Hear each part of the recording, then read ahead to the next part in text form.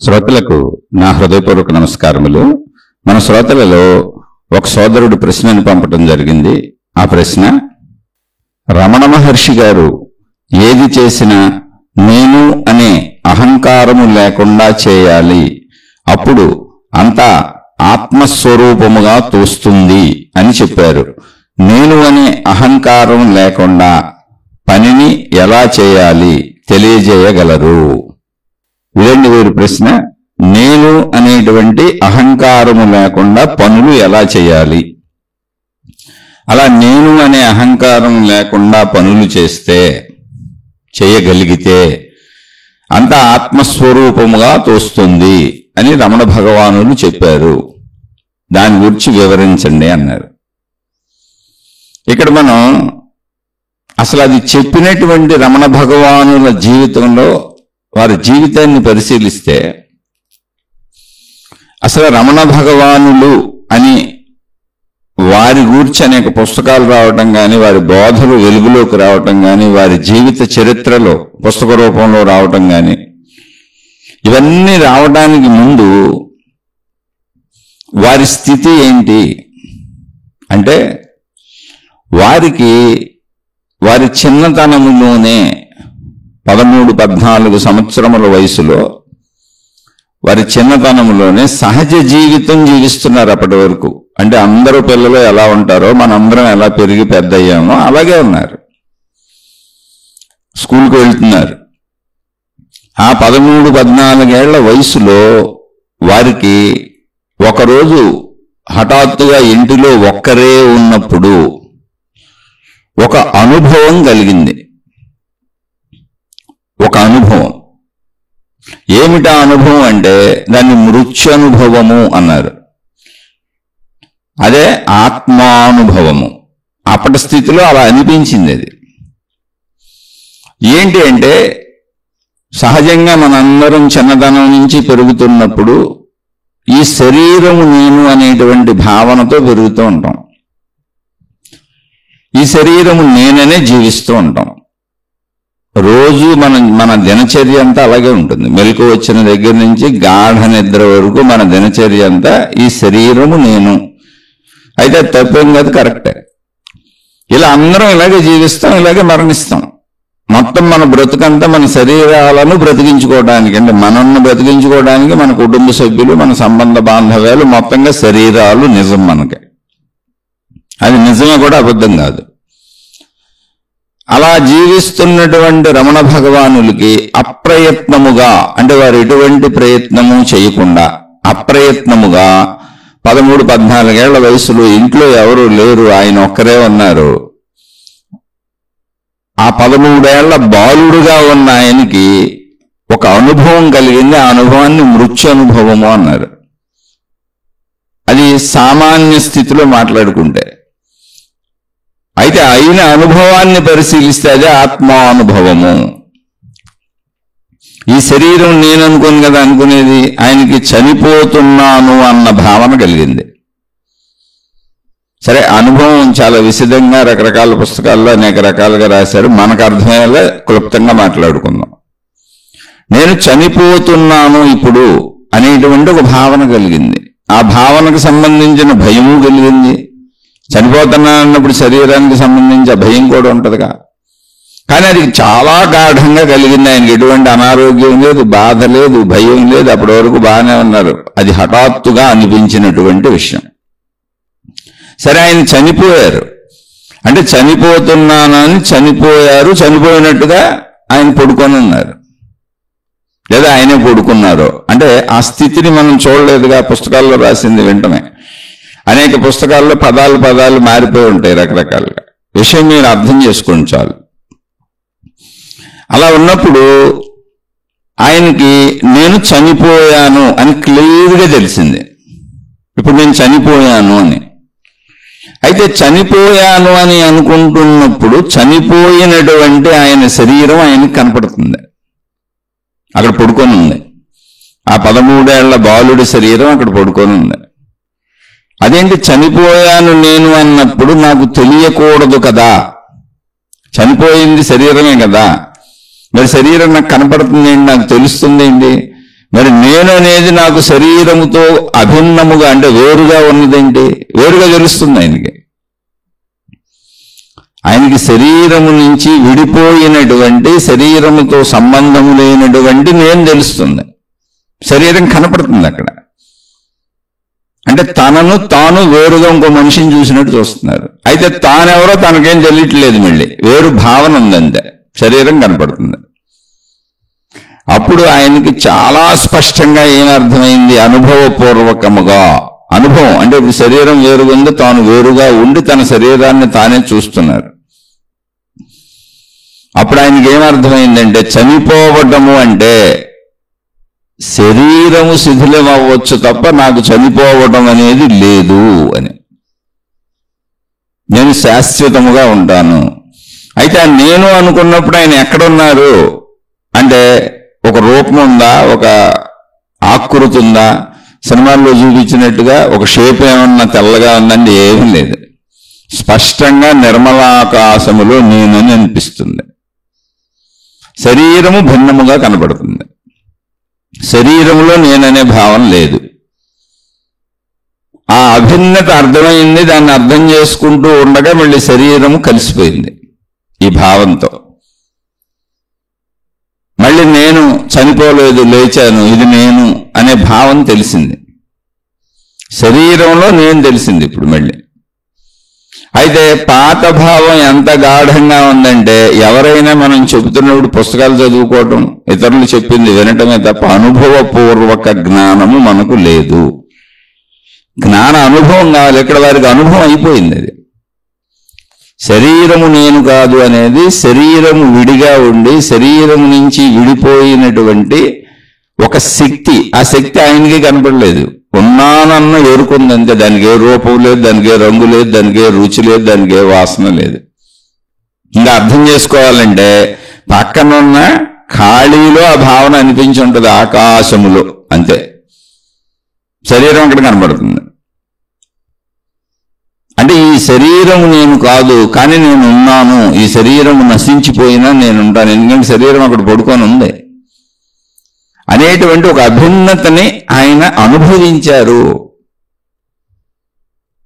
అనుభవించినప్పుడు అనుభవించిన అభిన్నత ఏదుందో అది శాస్త్రములలో, వేదములలో, శాస్త్రములు అంటే ఏమి లేదు, ఇంతకు ముందు నుంచి మనకు వస్తున్న గ్రంథాలనే అట్లా రకరకాలుగా పిలిచారంతే. శాస్త్రము అన్నప్పుడు దాన్ని అలా ఎందుకు అన్నారు అంటే, ప్రతిదానికి పేరులోనే అర్థం ఉంటుంది. ఒక పేరు తయారు చేసేటప్పుడు ఆ పదాల్లో అక్షరాలు కూర్చేటప్పుడు ఒక అర్థంతో కూరుస్తారు. ఒక్కొక్కసారి అర్థాన్ని మనం తెలుసుకోగలుగుతాం, తెలుసుకోలేకపోతాం. తెలుసుకోలేనప్పుడు ఎవరైనా తెలిసిన వాళ్ళని అడిగి తెలుసుకోవాలంతే. శాస్త్రములు అన్న అవే. అయితే శాస్త్రములు ఎందుకు అన్నారంటే, అందులో లిఖించబడి ఉన్నటువంటి విషయములు శాసనములు. శాసనములు అంటే ఏంటి? రూల్స్. రోడ్డుకి ఎడం వైపున వెళ్ళాలి. ఇప్పుడు గవర్నమెంట్ మనకు పెట్టిన రూల్స్ అన్నీ ఉంటాయి. రోడ్డుకి ఎడం వైపున వెళ్ళాలి, ఇల్లు కట్టుకునే వాళ్ళు ఈ విధానంలో కట్టుకోవాలి. అంటే ఒక ప్రభుత్వ అధీనంలో మనం జీవిస్తున్నప్పుడు ఆ ప్రభుత్వం మనకు విధించినటువంటి శాసనములను మనం పాటించాలి. అంటే శాసిస్తుంది ప్రభుత్వం మనం శాసనముల ద్వారా. శాస్త్రములు అన్నప్పుడు అందులో చెప్పబడిన విషయములన్నీ శాసనములు. అలా ఆచరిస్తే అలాగే జరుగుతుంది. అందులో ఏం చెప్పారో అది అలాగే జరుగుతుంది, మార్పు ఉండదు. ధర్మో రక్షతి రక్షితః. ధర్మాన్ని రక్షించే వారిని ఆ ధర్మమే అంటే వారు రక్షించిన ధర్మమే. రక్షించుట అంటే ఆచరించుట. ధర్మాన్ని రక్షించడానికి ధర్మం ఏం కనపడదుగా ఎక్కడ, అది పదార్థం కాదుగా, అది భావం. చెడు అనేది అధర్మం, మంచి అనేది ధర్మం, భావం అంతే. భావరూపంలో తర్వాత క్రియ చేస్తాం. ధర్మక్రియలు అంటే మంచిగా జీవించటం అనేటువంటి భావనా రూపంలో ఉండి మంచిగానే ఉండాలనుకుంటూ సత్క్రియలు, మంచి క్రియలు చేసే వాళ్ళని ఆ మంచి క్రియల యొక్క ఫలితములే రక్షిస్తాయి. వీళ్ళు మంచివాళ్ళు అని తెలిసినప్పుడు రక్షణగా ఉంటుంది మనకి. అది అద్భుతం కాదు, మహిమ కాదు. మనతో చెడుగా ఎవరు వస్తారు? అందరంతో మనం మంచిగా ఉంటే మనకు ఎవరు చెడు చేయరు, మనతో ఎవరు చెడుగా ఉండరు. ఇది లోక రీతి. ఒకవేళ ఎవరైనా చెడుగా మనతో తెలుసో తెలియక ప్రవర్తించినా మిగిలిన వాళ్ళు చెబుతారు, లేదండి వాళ్ళు చాలా మంచివాళ్ళు, మీరు వాళ్ళని అపార్థం చేసుకుంటున్నారు అని మంచికి తోడుగా వస్తారు. అది ధర్మో రక్షతి రక్షిత అంటే. అది ఈ ప్రపంచంలో మానవ జాతి ఉన్నంత వరకు శాసనము అంటే మార్పు చెందదు, అది అలాగే ఉంటుంది. అలాగే సత్యమేవ జయతే నా అమృతం, సత్యమే జయిస్తుంది, అసత్యము జయించదు అంటే ఓడిపోతుంది ఎప్పటికైనా. అంటే తాత్కాలికంగా ఒక అబద్ధం వలన మనం గెలిచినట్టు అనిపించవచ్చు, ఒక అన్యాయం వలన ఒక మోసం వలన తాత్కాలికముగా మనం లాభం పొందినట్టు గెలిచినట్టు మనకు అనిపించవచ్చు. కానీ అంతిమముగా దాని ఫలితం ఏంటి అంటే మోసము, అన్యాయము, అసత్యము, అధర్మము ఎప్పుడైనా నశించిపోతుంది, సత్యము శాశ్వతముగా ఉంటుంది. సత్యమును ఎవరు నశింప చేయలేరు. సత్యం అంటే ఏంటి? ఏమి లేదు, ఉన్నది ఉన్నట్టుగా. ఇప్పుడు వెలుగు సూర్యుని వలన వస్తున్నది, ఇది సత్యము. సరే, సూర్యుడి వలన వస్తుందంటే సూర్యుడు అని పేరు పెట్టారు, ఆకాశంలో గ్రహం ఉంది, అది మణుకున్న అగ్నిగోళం అన్నాడు, సైన్స్ చెప్పింది, పూర్వం నుంచి మహాత్ములు చెబుతున్నారు. ఆ సూర్యుడిని ఆదిత్యుడు అని కూడా పిలుస్తారు. ఆదిత్య హృదయం అని సూర్య ప్రార్థనలు, సూర్య గౌరవాలనండి, సూర్యుడిని గౌరవించేటువంటి దైవీతత్వంతో గౌరవించేటువంటి విధానాలు ఉన్నాయి. అంటే మానవ జాతి ఎవరి నుంచైనా ఏదైనా పొందుతున్నప్పుడు అది ప్రకృతిలోని విషయాలైనా, అది ఎక్కడ విషయాలైనా, అంటే జంతువులైనా చెట్లైనా ప్రకృతిలో సంభవించేటువంటి విషయాలైనా మేలు పొందుతున్నప్పుడు దానికి దైవత్వ స్థానం ఇచ్చారు. తిరిగి ఆశించకుండా మేలు జరుగుతున్నప్పుడు అది దైవత్వ స్థానాన్ని పొందింది అక్కడ మనిషి అయినా సరే. ఇప్పుడు సూర్యుడు మన నుంచి తిరిగి ఆశించేదేం లేదు, చెట్లు మన నుంచి తిరిగి ఆశించేదేం లేదు, భూమి మన నుంచి తిరిగి ఆశించేదేం లేదు, నీరు మన నుంచి తిరిగి ఆశించేదేం లేదు, పంచభూతములు మన నుంచి తిరిగి ఆశించేదేం లేదు అన్నప్పుడు వాటికి దైవీ స్థానాలు ఇచ్చారు. కానీ యాక్చువల్గా వాటి జీవితాన్ని జీవిస్తున్నాయి. ఇక్కడ సత్యము అన్నప్పుడు ఎలా ఉంటుందని ఉదాహరణ చెబుతున్నా. సూర్యుని వలన వెలుగు వస్తున్నది, ఆదిత్యుని వలన వెలుగు వస్తున్నది అనే విషయము సత్యము కాదండి. సూర్యుడి వలన వెలుగు రావట్లేదు, మీకు అలా అనిపిస్తుంది, మీ మతంలో మీ మత గ్రంథాల్లో అలా చెప్పారు కాబట్టి మీరు అలా అనుకుంటున్నారు. యాక్చువల్గా మనం కింద లైట్లు వెలిగించుకుంటున్నట్టు పైన ఎవరో పెద్ద లైట్ వెలిగించారండి, దాని యొక్క వెలుగు వాళ్ళు పగలంతా స్విచ్ చేసి భూమి మీదకు పంపుతున్నారు, అప్పుడు మనకు పడుతుంది. మళ్ళీ రాత్రి అవగానే స్విచ్ ఆఫ్ చేస్తున్నారు. ఇంకో లోకం మీద ఉందండి, అలాంటి మనుషులు ఉన్నారు, స్విచ్ ఆన్ స్విచ్ ఆఫ్ చేస్తున్నారు అని మనం నమ్మించామనుకోండి కొంతమందిని. ఎంతకాలం నమ్మిస్తాం? ఓ పిచ్చి సమూహాన్ని కొంతకాలం నమ్మించవచ్చు.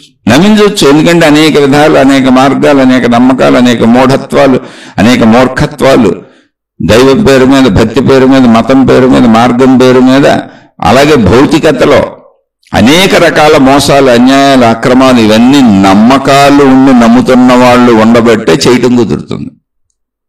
కాబట్టి ఇలా కూడా నమ్మించవచ్చు. మనను మించినటువంటి సూపర్ జీవులు ఎవరో ఉన్నారు, మహాశక్తివంతులు.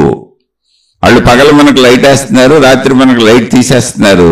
వాళ్ళతో మాకు సంబంధ బాంధవ్యాలు ఉన్నాయి, ఈ మధ్య కలిసి వాళ్ళతో మాకు కాంటాక్ట్ ఉంది, కాబట్టి వాళ్ళు మానవ జాతిని రక్షించగలరు, మాతో ఆ కాంటాక్ట్ పెట్టుకుంటే మేము మిమ్మల్ని రక్షిస్తాం, దానికి మీరేం లేదు, మాకు డబ్బులు చెల్లించి మాకు సేవలు చేసి మమ్మల్ని మహాత్ముల్ని గురువుల్ని చేసేసి మమ్మల్ని కీర్తిస్తూ మా చుట్టూ తిరుగుతూ ఉంటే వాళ్ళు మాకు తెలుసు కాబట్టి వాళ్ళ ద్వారా మేము మీకు మేలు చేస్తాం అని చెప్పి ఒక సమూహం తయారు చేసుకోవచ్చు. కొత్తడు ఒకటి మళ్ళీ కొత్తగా పెట్టవచ్చు, కొత్త ఆలోచన చేసి. ఎందుకంటే అలా కొంగొత్త విధానాలు బోల్డ్ వస్తూనే ఉన్నాయి.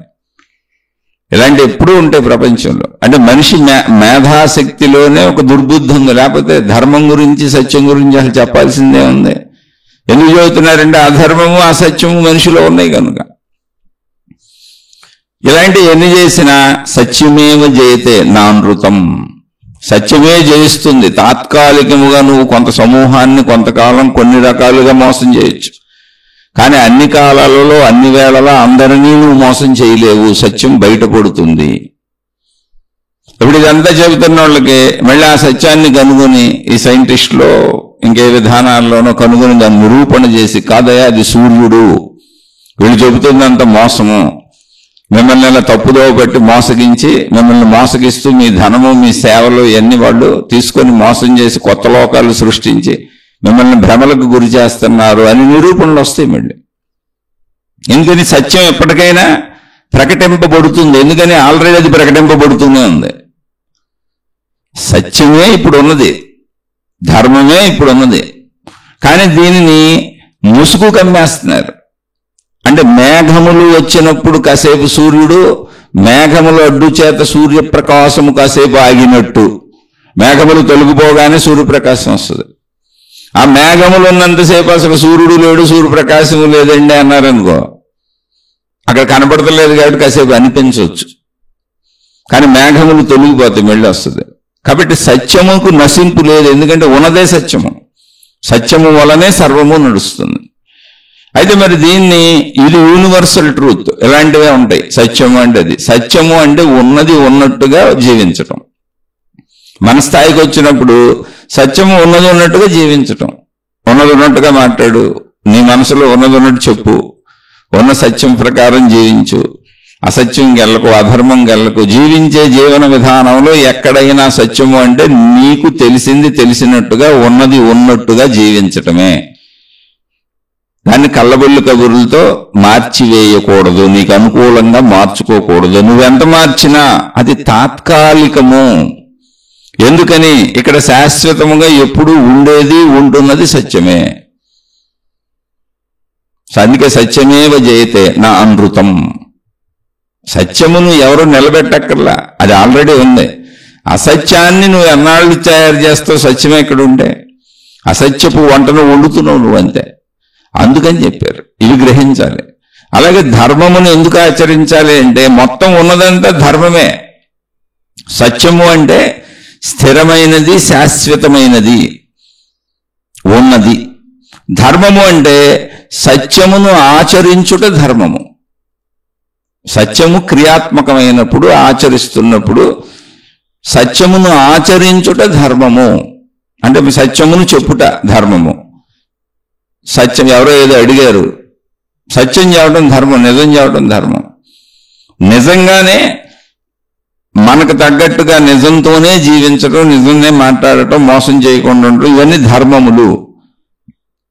అంటే సత్యము క్రియాత్మకమైనప్పుడు ధర్మం అది. ఇవన్నీ తెలుసుకోవాలి. అంటే ఇప్పుడు ఇవి మార్చటానికి కుదరదు, వీటిని తీసుకొని జీవించుకుంటూ వెళ్ళాలి.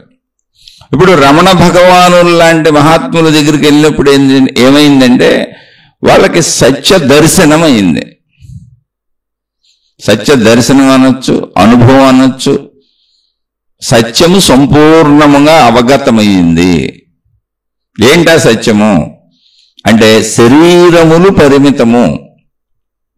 శరీరం అసత్యమేం కాదు.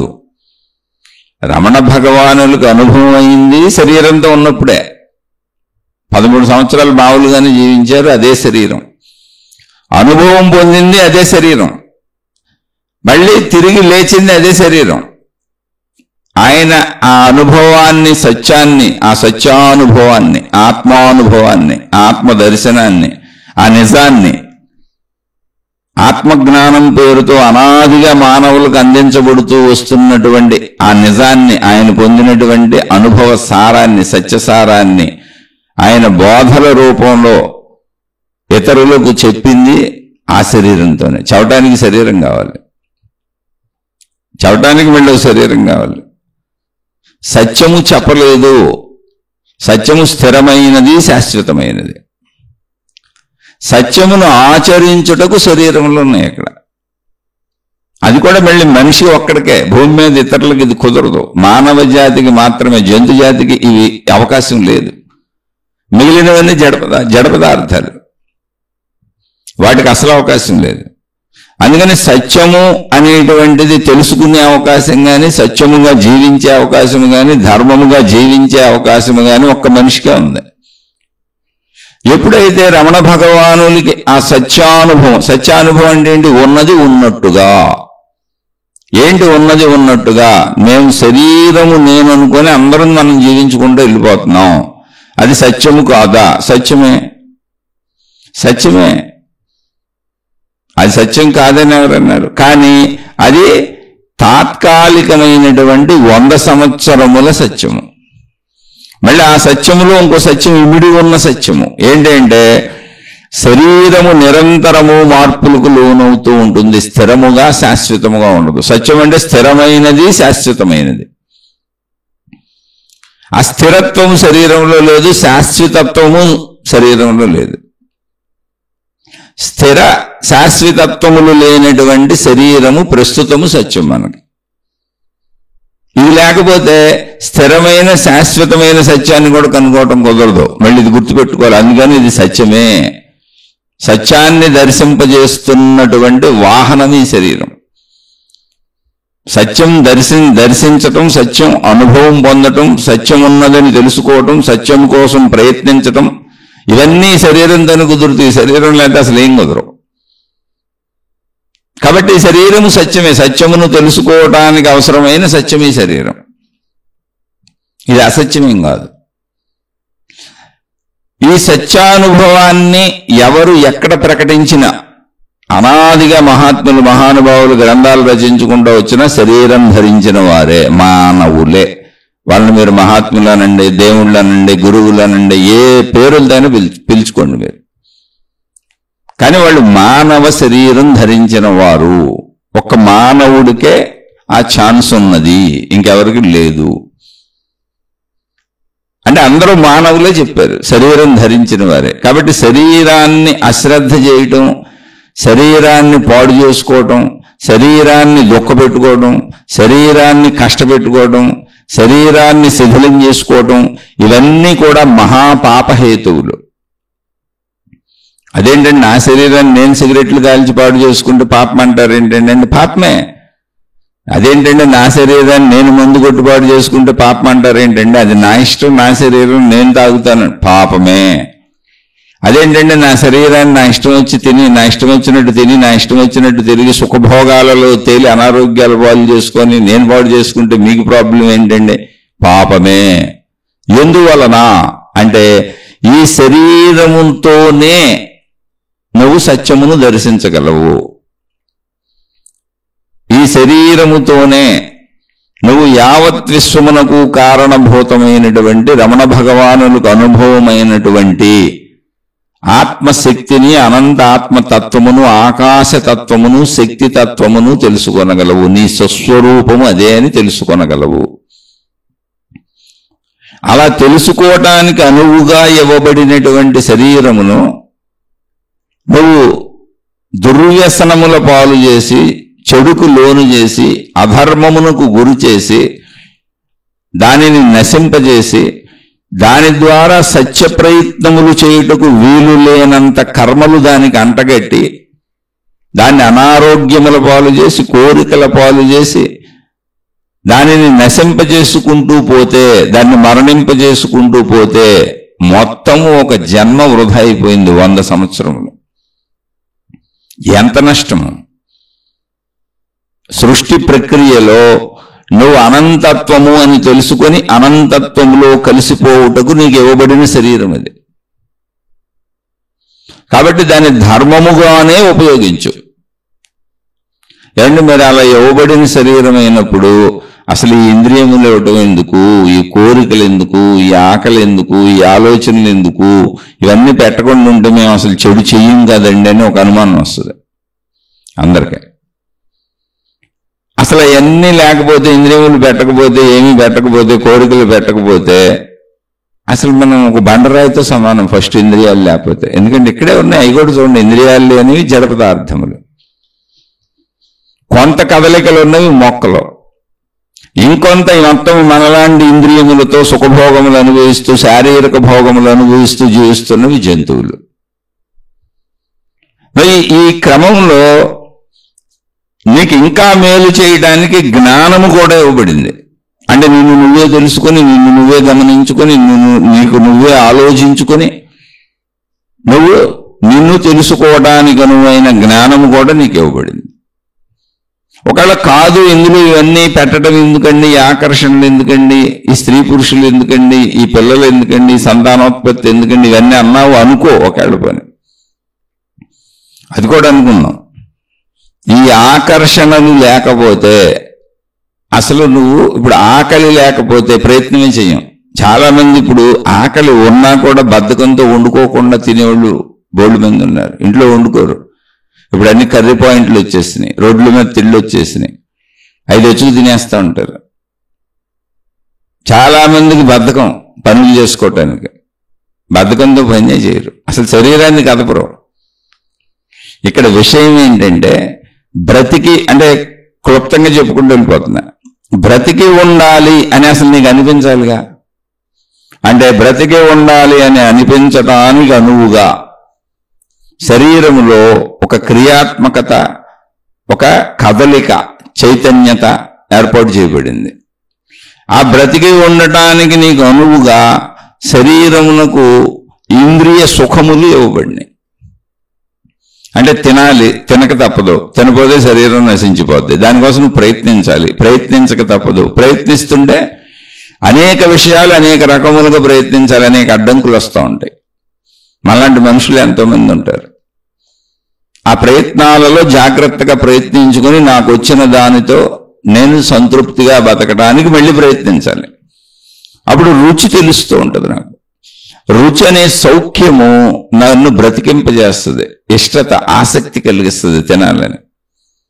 అలా పంచేంద్రియములకు ఉన్నటువంటి గుణములు, స్వభావములు ఏమున్నాయో, శబ్ద, స్పర్శ, రూప, రస, గంధములు,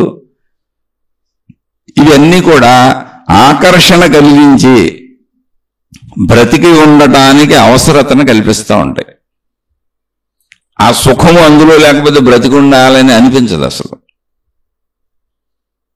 ఇలా ఉన్నా కూడా మన వాళ్ళు చాలా మంది డిప్రెషన్లు తెచ్చుకుంటున్నారు, ఒత్తిళ్ళు తెచ్చుకుంటున్నారు, స్ట్రెస్లు తెచ్చుకుంటున్నారు. ఎందుకు బతుకుతున్నాం, ఏదో బతుకు అనుకుంటున్నారు. బ్రతికి ఉండటానికి సుఖములు ఆధారము.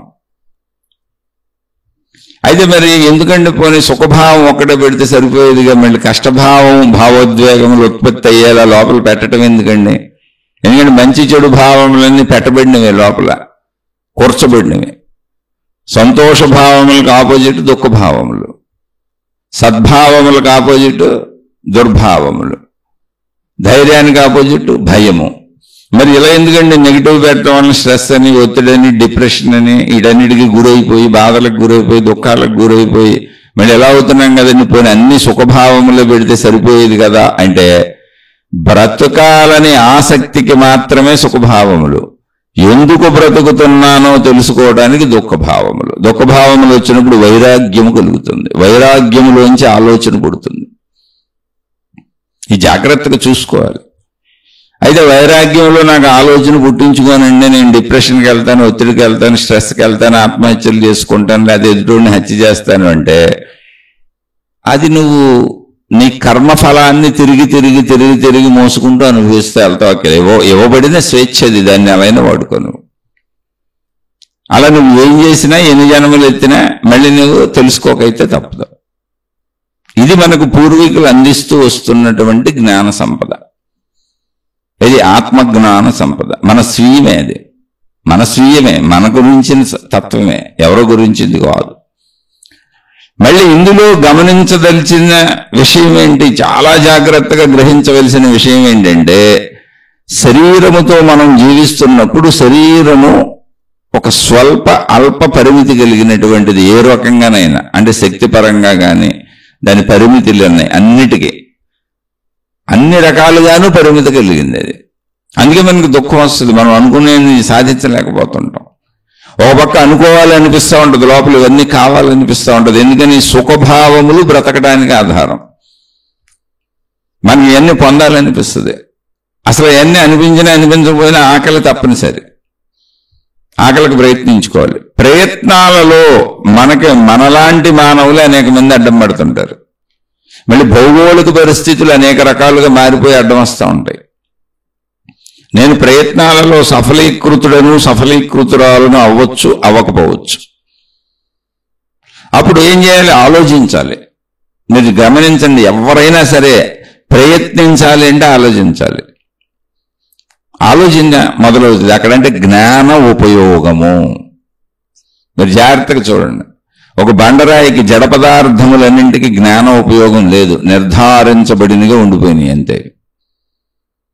జడ పదార్థములు అన్నప్పుడు ఏంటంటే జ్ఞాన ఉపయోగము లేదు, వాటికి నిర్ధారించబడిన విధంగా ఉంటాయి అంతే. ఇప్పుడు ఒక రాయి ఉంది అక్కడ, దాన్ని కొట్టి తెచ్చి మనం ఇల్లు కట్టుకోవచ్చు.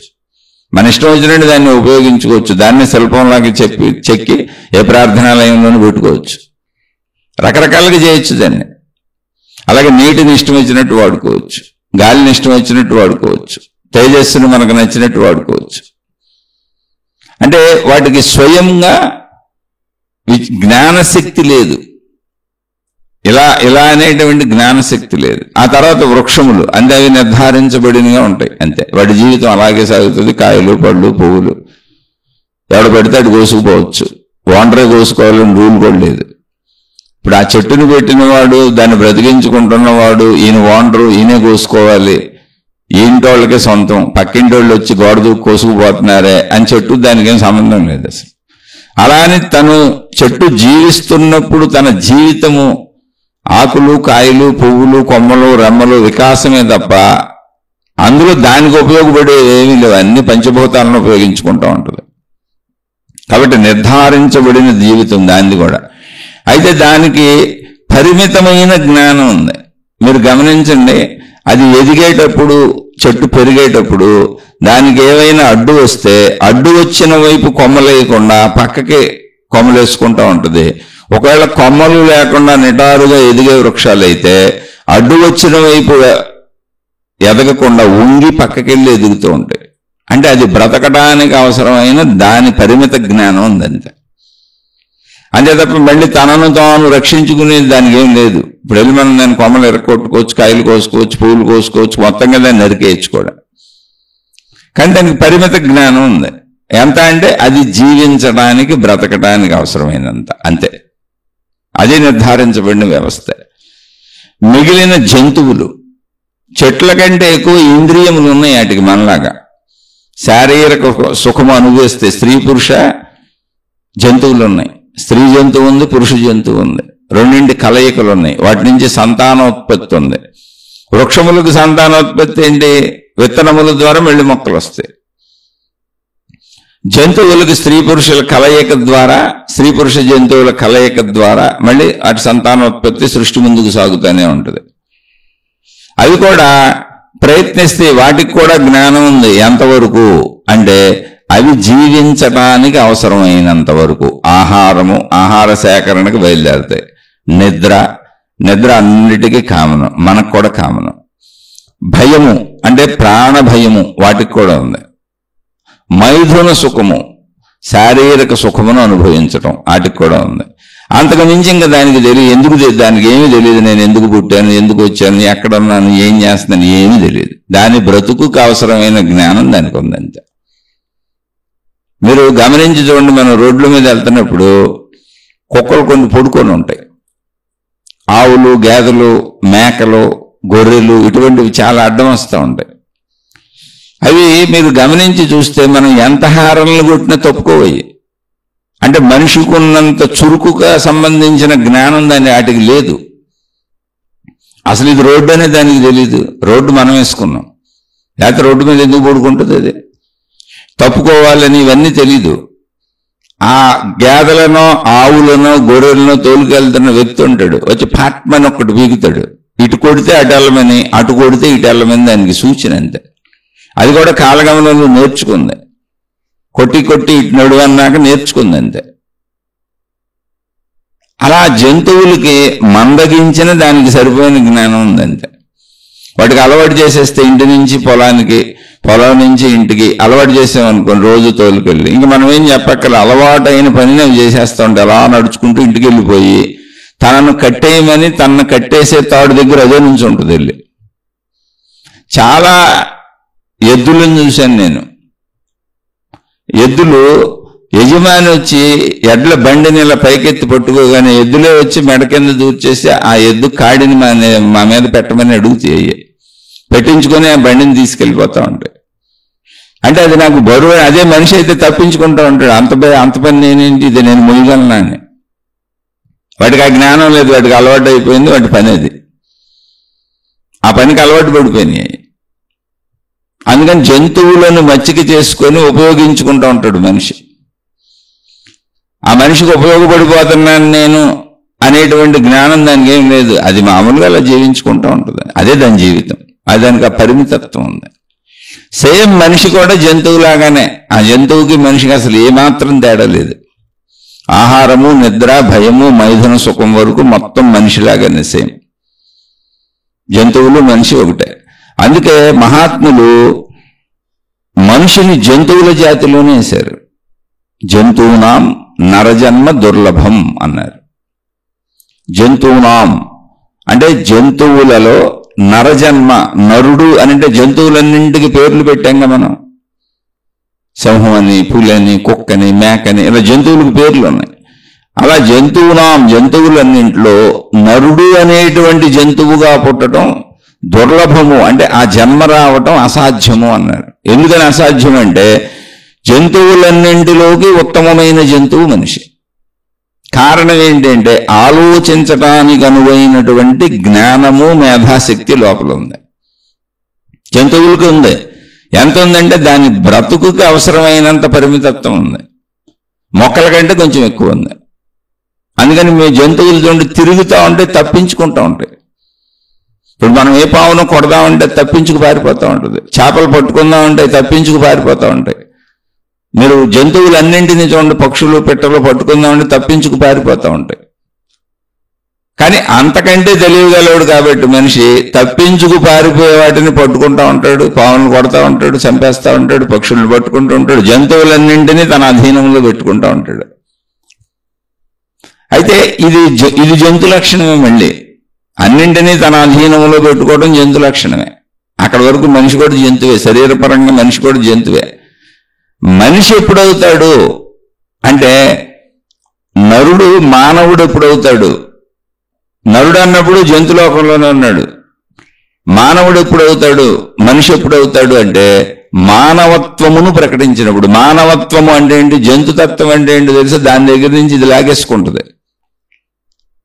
ఒక కాకికి చిన్న మాంసపు ముక్క దొరికింది. ఒక కాకికి చిన్న మాంసపు ముక్క దొరికింది. సహజంగా పక్షులు ఏం చేస్తాయంటే ఆ మాంసపు ముక్క ఏదో ఒకటి తినేవి దొరికినప్పుడు ముందు అది పట్టుకొని అక్కడి నుంచి వెళ్ళిపోతాయి ఇంకో ప్లేస్కి. వెళ్ళిపోయి చక్కగా ఏ చెట్టు కొమ్మ మీదో, ఏ గోడ మీదో, ఏ మూలలో కూర్చొని దాన్ని అక్కడ కింద పెట్టుకొని కాలుతో పట్టుకొని ముక్కుతో పొడుచుకొని తింటా ఉంటాయి. ఒక కాకికి ఒక మాంసపు ముక్క దొరికింది.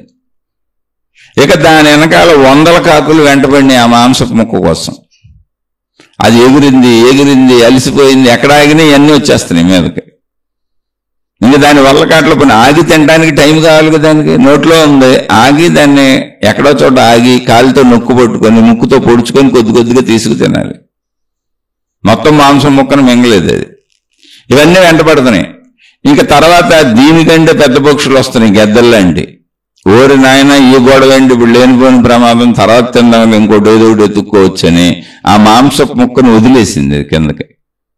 వదిలేయంగానే జారి కింద పడిపోతుంటే దీని వెంటబడిన పక్షులన్నీ ఆ మాంసపు ముక్క వెనకాల పడినాయి. మళ్ళీ ఇది అమ్మయ్య బతికాను రామచంద్ర అనుకుని హాయిగా వెళ్ళి చెట్టు కొమ్మ మీద కూర్చుంది. మళ్ళీ ఏదో ఒకటి తర్వాత వేటాడుకు తిందాంలే, మన జీవితం ఎత్తుక్కోవటమే కదా అని. ఏదో ఒకటి దొరుకుద్దిలే, మళ్ళీ ప్రయత్నించుకుందాం. ఇది జంతు లక్షణం. ఇలాగే మనిషి ఇతరుల నుంచి లాక్కునే ప్రయత్నం చేసి, ఇతరుల నుంచి పీడించి తీసుకునే ప్రయత్నం చేసి, అదేదైనా కావచ్చు, డబ్బు కావచ్చు, ప్రేమ కావచ్చు, అభిమానం కావచ్చు, కోరికలు తీర్చుకోవటం కావచ్చు, అవసరాలు తీర్చుకోవటం కావచ్చు, ఇతరులను పీడించి తీసుకునే స్వభావం మనుషుల్లో ఉంటుంది. చూడండి, ప్రతి మనిషిలో ఉంటుంది. ఎంత ఉత్తముడైనా ఏదో ఒక మాట భార్యనో భర్తనైనా అంటాడు. ఎంత ఉత్తముడైన కొడుకునో కూతురునో ఏదో మాట అంటాడు, తల్లినో తండ్రినో ఏదో మాట అంటాడు. అది జంతు స్వభావం ప్రతి వ్యక్తిలోనూ ఉంటుంది. కలిసి బతికే భార్యాభర్తలు కొట్టుకు చేస్తూ ఉంటారు. భార్యాభర్తలు కాదు, ఎవరిని ఎవరు ఏమంటున్నా, ఎవరిని ఎవరు ఇబ్బంది పెడుతున్నా, ఏ బంధములలో అయినా అది జంతు ప్రవృత్తే. ఆ జంతు ప్రవృత్తి ఏంటంటే ఏమైపోతే నాకేంటి, నాకే అన్నీ కావాలి అంటది. అది జంతు ప్రవృత్తి అంతే. ఆ జంతు ప్రవృత్తిలో ఎవరు ఎవరినైనా బాధించుకుంటూ ఉంటారు, ఎవరినైనా బాధ పెడతా ఉంటారు, ఎవరితోనైనా ఎప్పటికీ నాకే కావాలనే విధానంలో వాళ్ళ దగ్గర నుంచి లాక్కుంటూ ఉంటారు. అయితే మరి రోజువారీ జంతువులన్నీ తమ వేట కోసం ఎలా ప్రయత్నించుకుంటున్నాయో, అలాగే రోజువారీ జీవితంలో మనిషి కూడా వేటే కాదు. మనం ఏదో వృత్తి వ్యాపార ఉద్యోగాలను పెట్టుకున్నాం, జంతువుల్లాగా వేటే. మనం ఆ ధనాన్ని సంపాదించుకోకపోతే మనకు కావలసినవి పొందటానికి కుదరదు. అయితే ఎవరు వేటాడే సామర్థ్యం వాళ్ళదే. అయితే ఇందులోనే మనిషి వేటాడి తెచ్చుకోవటం అంటే వృత్తి వ్యాపార ఉద్యోగాలనే పేరుతో ప్రయత్నించి తెచ్చుకోవటం ఏదుందో ఆ తెచ్చుకోవటంలో మనిషి కూడా జంతువులాగానే ఉన్నాడు. కానీ మనిషికి ఒక ప్రత్యేకత ఉంది. ఏంటంటే నాలోనే నా జ్ఞానంలోని జంతువులు కూడా ఇంతవరకు మనిషితో సమానమైన జ్ఞానం. మనిషికి స్పెషల్ ఎఫెక్ట్ ఏంటి, కొంచెం ఎక్కువబడిన జ్ఞానం ఏంటంటే నేను ప్రయత్నించే విధానము ఎలా ఉన్నది అని నాకే తెలుస్తుంది. అది నా మనిషికి ఇవ్వబడినటువంటి స్పెషల్. అక్కడ నాకు అర్థమవుతుంది నేను ఇప్పుడు ఎలా ప్రయత్నిస్తున్నాను, మంచిగా ప్రయత్నిస్తున్నాను చెడ్డగా ప్రయత్నిస్తున్నానని నా లోపల నాకే చెబుతుంది. ఇక్కడ మనుషులందరూ నాలాంటి వాళ్లే అనేటువంటి భావన కూడా నాకు ఉంటుంది. నా జ్ఞానంలో ఉన్న ప్రత్యేకత అది. నాకు ఇవ్వబడిన విశిష్ట జ్ఞానం అది, మనిషికి ఇవ్వబడిన విశిష్ట జ్ఞానం. అందువలన బ్రతకటానికి అవసరముగా శరీరమును బ్రతికించుకోవడానికి సుఖములు అవసరము, బ్రతకాలని అనిపించడానికి సుఖములు అవసరము. ఈ ప్రయత్నించి ఆ సుఖభావములను తీర్చుకున్నట్టు అవసరము. అది ధర్మంగా తీర్చుకోవాలి. ఎందుకని నీకు తెలుస్తుంది కనుక. ధర్మాధర్మముల విచక్షణ నీకు తెలియబడేలా నీ జ్ఞానములో కూర్పు ఉన్నది కనుక, నీ జ్ఞానం నీకు చెబుతుంది కనుక. ఇదే విషయం జంతువులకి చెప్పదు కాబట్టి వాటికి పాపపుణ్యములు లేవు. అది విషయం అక్కడ. అందుకని నీకు ఎప్పుడైతే చెబుతుందో నువ్వు జంతువుగా కాకుండా మనిషిగా ఉండాలి అంటే ఖచ్చితముగా నువ్వు మనిషిగా సాటి మనిషిని బ్రతకనిస్తూ సాటి మనిషికి ఇబ్బంది కలిగించకుండా జంతు ప్రవర్తన లేకుండా మనిషిగా గుర్తించి ఎదుటి వాళ్ళని నువ్వు కూడా మనిషిగా బ్రతకాలి. అంటే నొప్పించక తానవ్వక. అంటే నీ జీవితం ఎలా ఉండాలి అంటే ఒక చెట్టులా నీకు అవసరమే నువ్వు ప్రయత్నించుకుంటున్నావు. నువ్వు ప్రయత్నించేటువంటి ప్రయత్నములలో నీ ప్రయత్నము ఎదుటి వాళ్ళకి ఉపయోగపడాలి, వాళ్ళకి మేలు జరగాలి. అలా నీ ప్రయత్నము ద్వారా మళ్ళీ నీకు మేలు జరగాలి. అంటే ఇరువురికి మేలు జరిగేలా మానవులందరి ప్రయత్నాలు ఉండాలి. కాబట్టి ఇప్పుడు ఆలోచించుకోండి, చెడ్డ పనులు చేసి సంపాదించేవాళ్ళు, ఎదుటవాడిని నాశనం చేసి సంపాదించేవాళ్ళు, ఎదుటవాడికి హానిని కలిగించేటువంటి వస్తు విక్రయములు చేసి సంపాదించేవాళ్ళు, ఇలాంటి వాళ్ళందరూ కూడా జంతు ప్రవృత్తిలోనే ఉన్నాడు. ఆడేమైపోతే నాకెందుకని. ఇప్పుడు సిగరెట్లు ఉన్నాయి, మందు ఉంది, మాదక ద్రవ్యాలు ఉన్నాయి, అనేక రకాల చర్యలు ఉన్నాయి. అసలు ఇవన్నీ డైరెక్ట్గానే అమ్మేస్తున్నామండి ఏంటి? అనేక రకాల ఆహార పదార్థాలు ఇప్పుడు మనిషి తినేవన్నీ కల్తీలు చేసేస్తున్నారు. అంటే ఏంటి? జంతు ప్రవృత్తి. ఎవరు చచ్చిపోతే నాకేంటి, నాకు లాభం కావాలి. అంటే మానవ జాతిలో జంతు ప్రవృత్తి యొక్క స్థాయి ఎంత ఉంది చూడండి ఒకసారి. ఎందువలన అంటే మానవుడికి విశేషమైనటువంటి జ్ఞాన సంపద ఏదుందో దానిని నువ్వు వినియోగించుకోకపోవటము వలన. అంతే. ఆ జ్ఞాన సంపదను ఉపయోగిస్తే నువ్వు మనిషి. అది వినియోగించినప్పుడు ఆ మనిషిగా బ్రతుకుతూ మానవత్వమును ప్రకటిస్తూ, మళ్ళీ మీకు ఇంకా ఉంది, మనుషులందరూ నాలాంటి వాళ్లే. జ్ఞానం అక్కడికి ఆగిపోలేదు, జ్ఞాన అభివృద్ధి జరుగుతూ ఉంటుంది. ముందు నువ్వు మంచిలోకి రావాలి. చెడు నుంచి మంచిలోకి వచ్చేలా నీ బుద్ధి నీకు చెబుతూ ఉంటుంది, నీ జ్ఞానమే నీకు వివరిస్తూ ఉంటుంది నువ్వు చెడ్డ కార్యాలు చేస్తున్నావని. నీలోనే నీకు చెప్పబడుతున్న వ్యవస్థ, బయట ఎవరో బాబులు చేయక్కర్లా. దానిని గుర్తించి దాని నుంచి చెడు నుంచి మంచిలోకి వచ్చి, అంటే జంతు ప్రవృత్తి నుంచి జంతువు ప్రవృత్తిని వదిలేసి నరత్వము నుంచి మానవత్వములోనికి, మానవత్వాన్ని ప్రదర్శించి మళ్ళీ మానవత్వంలో జ్ఞానస్థాయి ఉంది ఇంక నీకు. అయ్యో నాలాంటి మనుషులే కదా, నాకు ప్రయత్నిస్తే దొరుకుతున్నది, అసలు దొరకని వాళ్ళు బోళ్ళు మంది ఉన్నారు, నాకు దొరికిన దాంట్లోంచి ఇంత పక్కవాడికి పెడతాను, నాలాంటి మనిషే కదా, ఎందుకంటే నాకు ఆకలి బాధ తెలుసు, నాకు ఇంద్రియముల యొక్క బాధలన్నీ తెలుసు, అందుకని ధర్మబద్ధంగా నేను ఇతరులకు చేయగలిగినటువంటి మేలు చేస్తాను అనేటువంటి జ్ఞాన వికాసం ఉంది. మళ్ళీ ఇంకా ఆ మేలు చేయటం మొదలు పెడితే మానవత్వం నుంచి దైవత్వ స్థాయికి వెళ్తావు. ఇవన్నీ పేర్లే.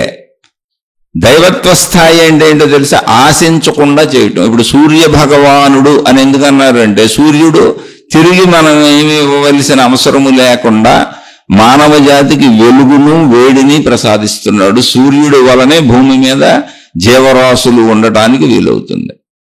భూమిని భూమాత అని ఎందుకు అన్నారంటే, మనము తిరిగి భూమికి ఏమీ ఇవ్వవలసిన అవసరము లేకుండా భూమి మనకు సర్వము సమకూరుస్తున్నది. భూమి నుంచే అసలు వృక్షములు పంటలు అన్నీ భూమి మీదే బతుకుతున్నాం. అలా వాయుదేవుడు అన్నారు. వాయువు పీల్చుకు బతుకుతున్నాం. వాయువు లేకపోతే బ్రతకడమే కుదరదు. అదే నీటిని గంగమ్మ తల్లి అన్నారు. అనేక పేర్లతో పిలిచారు. గంగ అంటారు, కావేరి అంటారు, అనేక నదుల పేర్లు ఉన్నాయి. మొత్తంగా గంగమ్మ తల్లి అంటే ఇవన్నీ దైవీ స్వరూపములుగా ఎందుకు పిలుస్తున్నారంటే, తిరిగి ఆశించకుండా మనకు మేలు చేస్తున్నవి. అలా తిరిగి ఆశించకుండా మేలు చేసేటువంటి స్వభావము నువ్వు ప్రకృతి నుంచి గమనించి నువ్వు గన ఆ స్వభావమును అలవాటు చేసుకుంటే, నువ్వు ఇక్కడ నేర్చుకుంటే నువ్వు దైవత్వ స్థాయికి వెళ్ళినట్టు అని చెప్పారు. అది కూడా మనం తెలుసుకోవాలి. అంటే ఇది స్థాయిలో ఇదన్నీ కూడా నీకు జ్ఞాన వికాసం ఉంది, నీకు తెలుస్తుంది. కానీ నీలో జంతువు కూడా ఉందిగా. జంతు జాతిలోనే ఉన్నాగా మనం. జంతువునాం నరజన్మ దుర్లభం. నాలో జంతు లక్షణాలు కూడా ఉన్నాయిగా, నాలో జంతు ప్రవృత్తి కూడా ఉందిగా. కాబట్టి జంతు ప్రవృత్తిని పోగొట్టుకుని మానవుడిగా ఎదగడానికి నాకు అవకాశం ఉంది. మానవత్వాన్ని ప్రకటించడానికి అవసరమైనటువంటి సర్వ జ్ఞాన సంపద నాలో కూర్చబడింది. మానవత్వము నుంచి దైవత్వమునకు ఎదిగేటువంటి జ్ఞాన సంపద కూర్చబడింది. అంటే ఇవన్నీ పరిశీలించుకుంటూ వెళ్ళేంత జ్ఞాన సంపద ఇవ్వబడింది. దైవత్వము నుంచి అసలు నాకు మూలం ఏంటి, ఈ సృష్టికి మూల కారణం ఏంటి, మొత్తం ఈ సృష్టి అసలు ఇలా ఎందుకు ఉన్నది అనేటువంటి మూలతత్వాన్ని తెలుసుకునేటువంటి వరకు జ్ఞాన సంపద నాకు ఇవ్వబడింది. అదొక్క మనిషికే ఇవ్వబడింది. దాన్ని వినియోగిస్తున్నావా లేదా? అంటే జంతు ప్రవృత్తిలో ఉన్నప్పుడు ఉండే భావన ఏంటి చెప్పండి? నేను, ఈ శరీరము నేను, అంతే. ఇది జంతు ప్రవృత్తి. జంతు మనలో ఉంది. జంతువునాం నరజన్మ దుర్లభం. ఆ జంతు ప్రవృత్తిలో ఉన్నప్పుడు మనం ఎలా ప్రవర్తిస్తాం? నేను అనే భావనతో ప్రవర్తిస్తాం. నేను, జంతువులన్నీ అంతే, నేను, వాటికి అంతే తెలుసు. మీరు అక్కడ ఆహారం పెట్టారనుకోండి, 4 కుక్కలు పోట్లాడుకొని దాన్ని నేలపాలు చేసేస్తాయి. కుక్కలు చింపిని విస్తరి అనే సామెత కూడా అందుకే వచ్చింది. మీరు ఏ జంతువులైనా చూడండి, అక్కడ ఏదైనా పెడితే పోట్లాడుకొని ఆ మొత్తం దాన్ని నేలపాలు చేసేస్తాయి. అలా ఉంది, లక్షణం అలా ఉంది. అలానే మళ్ళీ ప్రతి జంతువు మళ్ళీ గమ్మత్తుగా ఉంది. ప్రతి జంతువు మనలాగానే తన పిల్లలను ప్రేమించుకుంటుంది. మళ్ళీ తన కుటుంబం, తన ఇది పిల్లల వ్యవస్థ ఉంది. అంటే భార్యాభర్తల వ్యవస్థ జంతువులకు లేదు, కానీ పిల్లల్ని మళ్ళీ చక్కగా పెంచుతాయి. చూడండి, కుక్కలు ఇవన్నీ పిల్లల్ని పెంచుకుంటూ ఉంటాయి, లేకపోతే ముందుకెళ్ళదుగా జాతి. మనం దాన్ని ఇంకొంచెం మన జ్ఞాన సంపద ఉంది కాబట్టి భార్యాభర్త కుటుంబం అని తెచ్చుకున్నాం. కానీ నా కుటుంబం కోసం మిగిలిన కుటుంబాలు, మిగిలిన మనుషుల్ని ఇబ్బంది పెట్టి జీవిస్తున్నప్పుడు నేను జంతువునే. నాకు జంతువులకి తేడా లేదు. అలాగే నా కుటుంబంలో నా కోసం ఘర్షణలు పడుతున్నప్పుడు, నా భార్యతో, నా భర్తతో, నా పిల్లలతో, ఎవరితో, నా తల్లిదండ్రులతో, నా అన్నదమ్ములతో, నా అక్క చెల్లెలతో నేను జంతువునే. నాలో ఇంకా జంతువు పోలేదు. సింపుల్, నువ్వు గుర్తుపెట్టుకోవాలి. అది ఎవరికి వాళ్ళు చూసుకోవాలి. అందుకని ఇక్కడ నేను అనే శరీర భావ పరిమిత అహంకారం ఏది ఉంది, అది జంతు లక్షణం. చాలా సింపుల్ విషయం. ఇక్కడ ఇప్పుడు నేను అనేటువంటి భావన జంతువులకి ఉంది. ఈ శరీరం నేను, ఈ పరిమిత భావన. అదే మనకే ఉంది, ఈ శరీరం నేను, ఈ పరిమిత భావన. అప్పుడు అది ఏ లక్షణం? జంతు లక్షణం.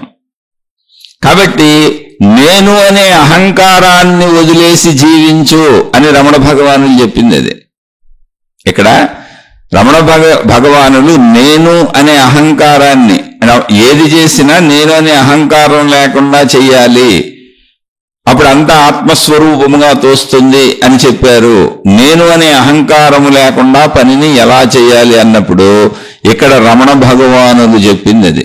నేను అనేది జంతు ప్రవృత్తి. ఆ జంతు ప్రవృత్తి అన్ని లాక్కుందాం, తెచ్చుకుందాం, ఎవరెడిపోతే నాకేంటని చెప్పుద్ది. నిజంగా ఇప్పుడు మన అందరం భూమి మీద అలాగే జీవిస్తున్నాం, అందరం. లేదా ఈ వస్తువులేంటి, కల్తీలేంటి, మనుషులకి ఇంత హానికారకమైనటువంటి జీవితం జీవించవలసిన అవసరమా? ప్రతి వస్తువులోనూ కల్తీలే, కల్తీలు లేనిదే లేదు.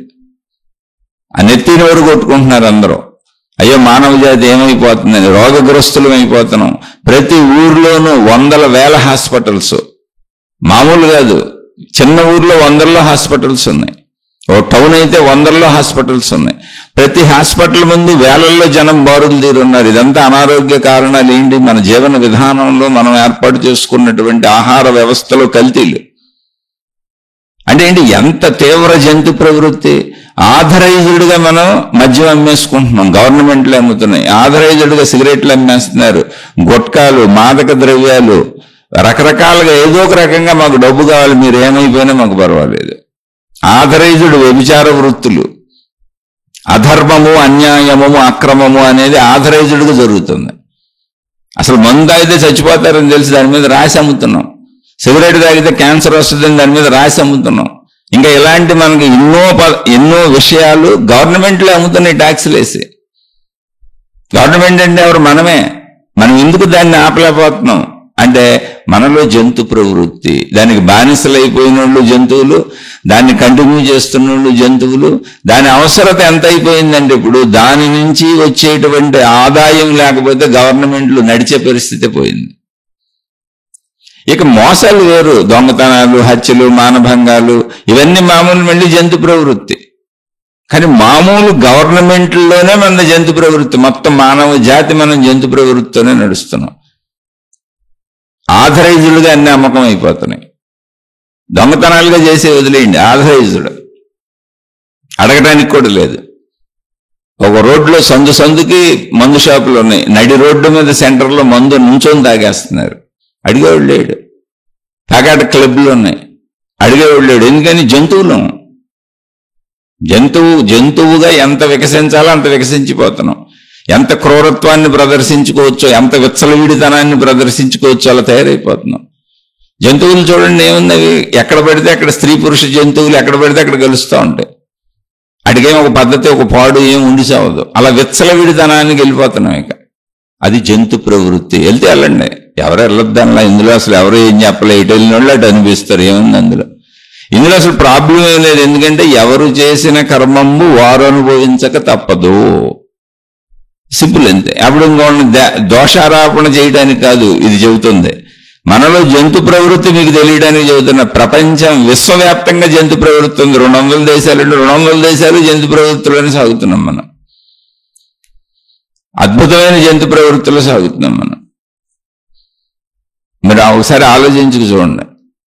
ఇప్పుడు మాంసాహారం ఉంది, జంతువులను చంపేసి తింటాం, మన జంతు ప్రవృత్తి కాదు. అలా నేను మాంసాహారం నేను తప్పు పట్టట్లా.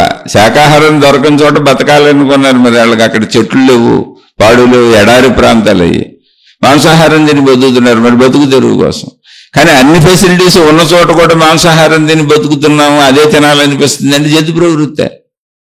అది తప్ప రైట కాదు, నేను కూడా తినొచ్చు, అది వేరే విషయం. కానీ మనలో జంతు ప్రవృత్తిని చెబుతున్నా. నేను మా ఇంట్లో వాళ్ళతో గొడవ పడతా, నేను మా తల్లిదండ్రులతో గొడవ పడ్డాను, నేను మా భార్యతో గొడవ పడతాను, పిల్లల్ని కేకలేస్తాను. నాలో జంతు ప్రవృత్తి నాకు తెలుస్తుంది. దాన్ని పోగొట్టుకునే ప్రయత్నమే శీర్షికలు. అవి పోయే వరకు చేస్తా ఉండాల్సింది, ఒక రోజులో పోయేది కాదు అది. ఎన్ని శరీరపు మురికి ఇవాళ స్నానం చేస్తాం, శరీరపు మురికి ఈ పూటకు పోయింది, మళ్ళీ రేపు స్నానం చేయాల్సింది. ఎందుకంటే మురికి అంటించేసుకున్నాం, మళ్ళీ రోడ్ల మీద తిరుగుతున్నాం. మనం మేలకొండ కూర్చున్న శరీరంలోంచి మలినాలు విసర్జించబడుతూ ఉంటాయి. కాబట్టి మళ్ళీ రేపు శుభ్రపరుచుకోవాల్సిందే. అలా శరీరం ఉన్నంత వరకు శరీర శుభ్రతలు చేయాల్సిందే, మలమూత్ర విసర్జనలు చేయాల్సిందే, ప్రక్రియ అంతే అది. అలాగే నాలో ఈ శరీర భావనతో పరిమిత భావన ఉన్నంత కాలము జంతు ప్రవృత్తి పనిచేస్తూనే ఉంటుంది. రమణ మహర్షి చెప్పిన అద్భుత తత్వం అది. నాలో నేను ఈ శరీర పరిమితుడను అనేటువంటి భావన ఉన్నంతకాలం జంతు ప్రవృత్తి పనిచేస్తుంది. ఎందుకంటే నేను శరీర పరిమితుడిని అయినప్పుడు, ఈ శరీరం నాదైనప్పుడు, ఈ శరీర సుఖం కదా, మరి ఈ శరీరానికి సుఖం అందించకపోతే భార్య మీద కోపం వస్తుంది. ఈ శరీరానికి సుఖ భంగం కలిగితే చుట్టూ ఉన్న వాళ్ళ మీద భార్య పిల్లలు, అన్నదమ్ములు, అక్క చెల్లెళ్ళు, తల్లిదండ్రులు కోపం వస్తుంది నాకు. ఎందుకంటే నేను ఈ శరీరమే కాబట్టి. నా పరిమితత్వం నాకు బాధ కలిగిస్తుంది, ఇబ్బంది కలిగిస్తుంది.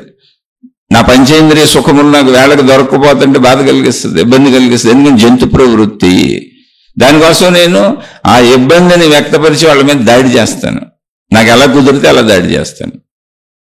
ఇప్పుడు దాడి చేయటంలో అధికత్వమే దాడి చేయటం అనుకోబాకండి. అంటే పైనుండి అరవటం, కేకలేసేయటం, కోపం తెచ్చుకోవడం, అంటే వాళ్ళకి పై వాళ్ళు మన కింద వాళ్ళ మీద మనం చేసేదే దాడి అనుకోబాకండి. కింద వాళ్ళు ఏడుపులు, పెడబొబ్బలు, ఎమోషనల్ బ్లాక్ మెయిల్స్ చేసేవి కూడా దాడే. సాగితే అటు దాడి చేస్తావు, అహంకారపు దాడి చేస్తావు. సాగకపోతే ఏడుపుతో ఎమోషనల్ బ్లాక్మెయిల్ చేస్తావు. రెండూ దాడిలే. ఇది పరిమితత్వం వల్ల వస్తుంది. అసలు ఇదంతా ఎందుకు వస్తుందంటే పరిమితత్వము అని. పరిమితత్వం జంతు భావన. ఈ శరీరము నేను, ఈ శరీర పరిమితులను, పరిమితురాలను అని జంతువులన్నింటికి అలాగే అనిపిస్తుంది, మనకు కూడా అనిపిస్తుంది. కాబట్టి ఆ పరిమితత్వం ఏంటి? నేను ఇక్కడికి పరిమితం అయిపోయాను.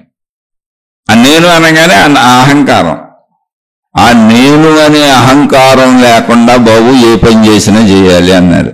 నేననే అహంకారం లేకుండా ఏ పని చేసినా ఎలా చేస్తాం? ఎలా చేయగలం అంటే అందరూ నాలాంటి మనుషులే, అందరికీ మూలమైనటువంటి శక్తి ఒకటే అనేటువంటి తత్వం నీకు అర్థమైతేనే చేయగలుగుతావు. అందుకని ముందు నీలో జ్ఞాన వికాసం ఉందిగా. ఇదేమో నేను అనేదేమో శరీరము, జంతుతత్వం, పరిమిత భావన, జంతుతత్వం. నాలో జంతువు కూడా ఉంది కాబట్టి నేను అనుకుంటున్నా, నేను శరీరమే అనుకుంటా, తప్పు లేదు. నా ఇంద్రియాల కోసమే ప్రయత్నించుకుంటా, తప్పు లేదు. నా శరీర సుఖం కోసం ప్రయత్నించుకుంటా, తప్పు లేదు. నేను అలాగే జీవిస్తా, తప్పు లేదు. నా కుటుంబ సుఖం కోసం ప్రయత్నించుకుంటా, అలాగే జీవిస్తా, తప్పు లేదు. ఇంతవరకు బాగానే ఉంది. ఇదంతా జంతువుకు కూడా పిల్లలు ఉంటాయి, అన్నీ ఉంటాయి. కానీ జంతువుకి నేను ప్రయత్నిస్తున్నప్పుడు మంచి చెడుని చెప్పబడేటువంటి విచక్షణ జ్ఞానం లోపల లేదు. మనిషిగా నాకుంది. నేను జీవించే విధానం తప్పులేదు, కానీ తప్పు చేస్తూ జీవిస్తున్నావని నా లోపల చెబితే, నువ్వు జీవించడానికి అవసరమైన పొందడానికి ఎదుటోళ్ళని మోసం చేస్తున్నావు, ఇది తప్పని నా లోపల చెప్పినప్పుడు ఆపాలిగా నేను లోపలే చెబుతుందిగా. అది అక్కడ రమణ భగవానుడు చెబుతుంది ఏంటంటే, నాయన ఏది చేసినా ఎదుట వాళ్ళకి నువ్వు చేసేది నీ లోపలే చెప్పబడుతుందిగా. ఇది తప్పని. ఇది తప్పని తెలిసినా కాదు నేను అదే చేస్తాను అంటే జంతు ప్రవృత్తిలో నేను అనేటువంటి అహంకార భావనలో, పరిమిత భావనలో ఇరుక్కుపోయి చేస్తున్నావు.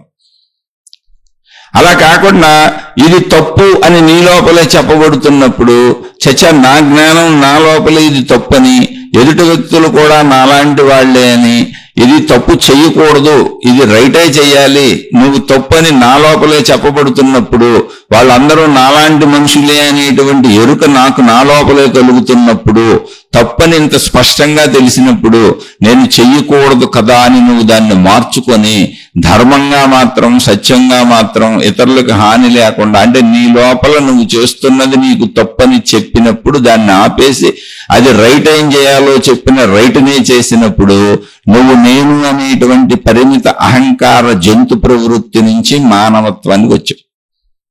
అంటే జ్ఞానాన్ని వాడావు. జ్ఞానం నీకు తప్పు ఒప్పు చెప్పింది, తప్పును వదిలేసి ఒప్పుని చేసావు. జ్ఞానం ఎప్పుడు నీకు తప్పు ఒప్పుని నీ లోపలే చెప్పుద్ది. అది అంటే ఏ పనిని చేసినా నేను అనే అహంకారం అనే జంతు ప్రవృత్తి, పరిమిత భావన లేకుండా జ్ఞానం చెబుతున్నటువంటి తప్పు ఒప్పులు విని ఒప్పులు మాత్రమే చెయ్యవయ్యా అని రమణ భగవాను చెప్పారు. దాని అర్థం అది. ఒప్పులే చేస్తే ఏమవుతుంది అంటే నువ్వు జ్ఞానాన్ని వినియోగిస్తున్నావు. అంటే ఇప్పుడు నువ్వు శరీర భావం కంటే జ్ఞాన భావాన్ని ఎక్కువ వినియోగిస్తున్నావు. అంటే జ్ఞానం నీ శరీర ఇంద్రియాలను, నీ శరీర ఇంద్రియ సుఖాలను, నేను అనే అహంకార భావాన్ని జ్ఞానం నడుపుతుంది, డామినేట్ చేయగలిగింది. అంటే నీలో జ్ఞాన వికాసము పెరిగింది. జ్ఞాన ఆధీనములో నీ జీవితాన్ని జీవిస్తున్నావు. అవసరమైతే నేను తగ్గించుకుంటున్నావు, జంతు ప్రవృత్తిని వదులుతున్నావు. జంతు ప్రవృత్తి ఉంది, పరిమిత భావం జంతు ప్రవృత్తి, కానీ జ్ఞాన భావన జంతు ప్రవృత్తి నుంచి నిన్ను విశాలం చేస్తుంది. తప్పు నీ లోపలే చెప్పబడుతుందిగా, దానికి నీ గురువులు అక్కర్లేదుగా. నీ లోపలే చెప్పబడుతున్న విషయానికి గురువులు, మహాత్ములు, దేవుళ్ళు, మతాలు, మార్గాలు ఎందుకు? అంటే నా లోపల చెప్పబడుతున్న దానిని నేను గుర్తించటం లేదు కనుక, నా జంతు ప్రవృత్తిని నేను పోగొట్టుకునే అవకాశాన్ని నేను వినియోగించుకోవటం లేదు కనుక, నాలో ఉన్న జ్ఞానాన్ని నేను పట్టించుకోకుండా నేను జంతువులాగానే అజ్ఞానంతో, పరిమితత్వంతో, నేను అనే అహంకారంతో జీవిస్తున్నాను కనుక మళ్ళీ మతములు, మార్గములు, విధానములు, దేవుళ్ళు, ఎంత కల్పనాత్మక సృష్టి వచ్చింది నన్ను మార్చటం కోసం, జ్ఞానంలోకి తీసుకెళ్ళటం కోసం. ఇది మహాత్ములు మానసిక లోకంలో ఈ అజ్ఞానులను ఎలా నడపాలి, జ్ఞానంలోకి ఎలా తీసుకురావాలి, వీళ్ళకి జ్ఞాన వికాసం కలిగి వీళ్ళు జ్ఞానులుగా ప్రవర్తించేలా, తమలో జ్ఞానాన్ని వాళ్ళు గుర్తించేలా ఎలా చేయాలి అని మహాత్ములు ఏర్పాటు చేసిన వ్యవస్థలు, మతములు, మార్గములు, దేవుళ్ళు, సాధనలు, విధానములు. కానీ నిజానికి అసలు ఆడితో పనే లేదు, నీలోనే ఉంది. అవన్నీ కల్పిత వ్యవస్థలు, అంటే ఎవరో మనుషులు కల్పించినవి. ఎందుకని నువ్వు జ్ఞానాన్ని నువ్వు వాడలేదు కాబట్టి వాళ్ళు కల్పించారు, వాడినైనా అని చెప్పడానికి రకరకాలుగా కల్పించారు అంతే. కానీ నిజంగా తప్పు ఒప్పు చెప్పే జ్ఞాన వ్యవస్థ నాలో ఉన్నది, సాటివాడు నాలాంటి మనిషి అనేటువంటి భావన కలిగే భావన నాలో ఉంది. ఇప్పుడు సాటి జంతువుకి, సాటి కుక్కకి ఆ కుక్క నాలాంటి కుక్క అని దానికి అనిపించదు, అంత వికాస జ్ఞానం దానికి లేదు. నాకు ఆకలేసింది, దానికి ఆకలేసిందో లేదో అనవసరం, అక్కడ అన్నం పెట్టింది, ఎవరో ఇంత అన్నం పెట్టారు, ఎవరో ఇంత ఆహారం పెట్టారు, 4 కుక్కల మీద పడి పీకేసుకుంటాయి మురుగేసుకొని. అసలు కొన్ని కుక్కలు ఉంటాయి, ఓ సందులో 4-5 కుక్కలు ఉంటాయి, అంటే మా ఇంటి ముందే ఉన్నాయి, మా సందులో 10-20 కుక్కలు ఉంటాయి. ఆ కుక్కలు హాయిగా పడుకుంటాయి, ఎందుకంటే మా సందు మేము ఉండే ఇల్లు ఊరుకు చివరి ఉంటుంది, అటు ట్రాఫిక్ ఎక్కువ ఉండదు, ఎవరు రారు, ఏదో అరుదుగా ఎప్పుడన్నా 1-2 వాహనాలు అంతే. అందుకని చక్కగా చెట్ల కింద విశ్రాంతి తీసుకుంటాయి, చెట్లు కూడా పెంచాం అక్కడ. అవి ఆ 10 కుక్కలు స్నేహంగా ఉంటాయి, ఎప్పటి నుంచో ఉన్నాయి. కొత్త కుక్క వస్తే అటు మీద దాడి చేసేస్తాయి, 10 వెళ్ళిపోయి రానివ్వ అసలు. మళ్ళీ ఏమన్నా పెడితే ఈ 10 పొట్టడుగు చేస్తాయి. మనం ఏమన్నా అక్కడ ఆహారం పెట్టామా, ఈ 10 ఒకదానితో ఒకటి పొట్టడుకుంటాయి. కానీ పడుకున్నప్పుడు మాత్రం అన్ని ప్రశాంతంగా ఆ సందులోనే ఉంటాయి. ఆహారం పెడితే ఇవి గొడవలు పడతాయి. అంటే ఏంటి, మిగిలిన జంతువు కూడా నాలాంటి జంతువే, దానికి కూడా ఆకలి ఉంటుంది, కనుక నేను దానికి వదలాలి అనేటువంటి భావన జంతువుకి లేదు. కారణం ఏంటి అంటే అది మనలాగా నిల్వ చేసుకోవట్లేదు, కుక్కలకు దాచుకునే వ్యవస్థ లేదు. ఆవులు, గేదెలు వీటినన్నింటి మనుషులతో పెంచుతూ మనుషుల దగ్గరలో ఉన్నవన్నీ గమనించండి, దాచుకునే వ్యవస్థ లేదు, ఎప్పటికప్పుడు దొరికింది తినాలి. అందుకని ఎప్పటికప్పుడు ప్రయత్నించుకుంటూ ఉంటాయి. మనకు అలా కాదు, మనకు ఒక వ్యవస్థ ఉంది, దాచుకునే వ్యవస్థ ఉంది, సంపాదించి దాచుకునే వ్యవస్థ ఉంది. మనకి విజ్ఞానం పెరిగింది, జ్ఞానం పెరిగింది, ఇల్లు నిర్మించుకున్నాం. ఎందుకని మనకి పెరిగింది కాదు, అంత జ్ఞానశక్తి ఇవ్వబడింది. జంతువు కంటే అధికం ఇవ్వబడింది. ఇప్పుడు జంతువులు పోట్లాడుకుంటే వాడికి పాపం రాదు, పుణ్యం రాదు. ఎందుకనంటే దాచుకునే వ్యవస్థ లేదు, అప్పుడప్పుడే తినాలి, దొరికింది. అందుకని పోట్లాడుకొని లాక్కొని తింటాయి అంతే. ఇంకా అది అంతే. అది సృష్టి ధర్మం అనేప్పుడు, సృష్టిలో అలాగే నడుస్తున్నప్పుడు దానికి పాపం ఎందుకు వస్తుంది? కానీ మనిషికి ఖచ్చితంగా పాపం వస్తుంది. ఎందుకనంటే పాపం ఖచ్చితంగా వస్తుందని ఎందుకంటున్నానంటే, మనుషులకి అది తప్పని తెలుసు. మనిషికి దాచుకునే వ్యవస్థ ఉంది, విజ్ఞానం ఉంది, ఇళ్ళు కట్టుకున్నాం, భార్య, భర్త, పిల్లలు, కుటుంబ వ్యవస్థలు ఏర్పాటు చేసుకున్నాం. ఇతర పురుషులు, ఇతర స్త్రీలను చూడకూడదని రూల్స్ మనమే పెట్టుకున్నాం. ఎవరికి వాళ్ళు ఇలా ఉండాలని రూల్స్ తయారు చేసుకున్నాం. ఎంత విజ్ఞానం ఉండబోతే ఇంత ప్రపంచాన్ని ఎంత నిర్మించుకొని, ఇన్ని వస్తువులు తయారు చేసుకొని, ఎంత సౌకర్యవంతమైన జీవితాన్ని గడుపుతున్నాం. అంటే విజ్ఞానం అంత ఉంది, కానీ మళ్ళీ దీనితో పాటు ఈక్వలెంట్గా అంత జంతు ప్రవృత్తిని పెంచుకున్నాం. అదే చెప్పాను నాకు, అన్నిటిలో కల్తీలు, ఆథరైజ్డ్గా మనిషి నాశనం అయిపోయాయని అమ్మటాలు. ఆఖరికి మనుషుల్ని బ్రతికించడానికి వాడేటువంటి మందులను కూడా కల్తీలు చేసేస్తున్నారు.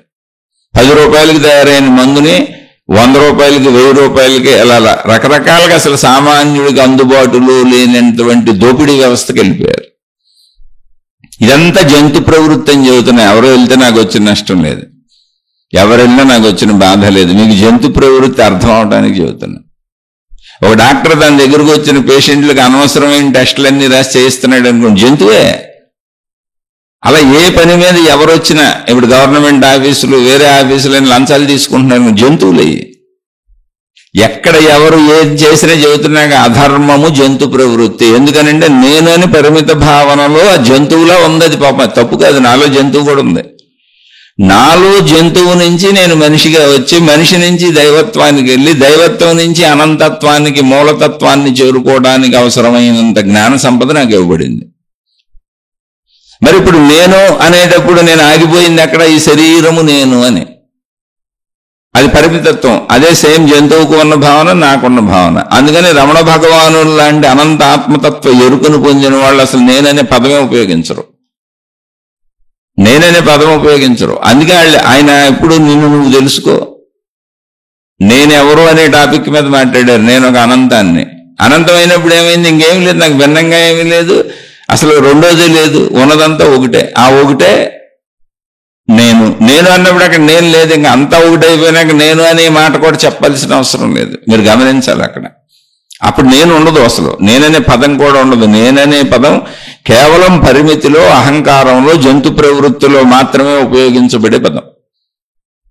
నేను అనే పదం పరిమిత భావంలో ఉంటుంది. అది మొత్తం అనంతంగా శక్తి అంతా ఒకటే అని ఏకత్వంలో వెళ్ళిపోయినప్పుడు, అసలు భిన్నత్వమే లేనప్పుడు నేనని ఎవరికి చెబుతారు మీరు? నేననే పదం ఎందుకు పుడుతుంది? అసలు పుట్టదు. అందుకని నేను అనే అహంకారాన్ని వదిలి పనిచేయి అన్నప్పుడు నీలోనే ఉన్నటువంటి, నీకే చెబుతున్నటువంటి జ్ఞానతత్వం. అందుకే ఎలా పని చేయాలని మీరు అడుగుతున్నారు.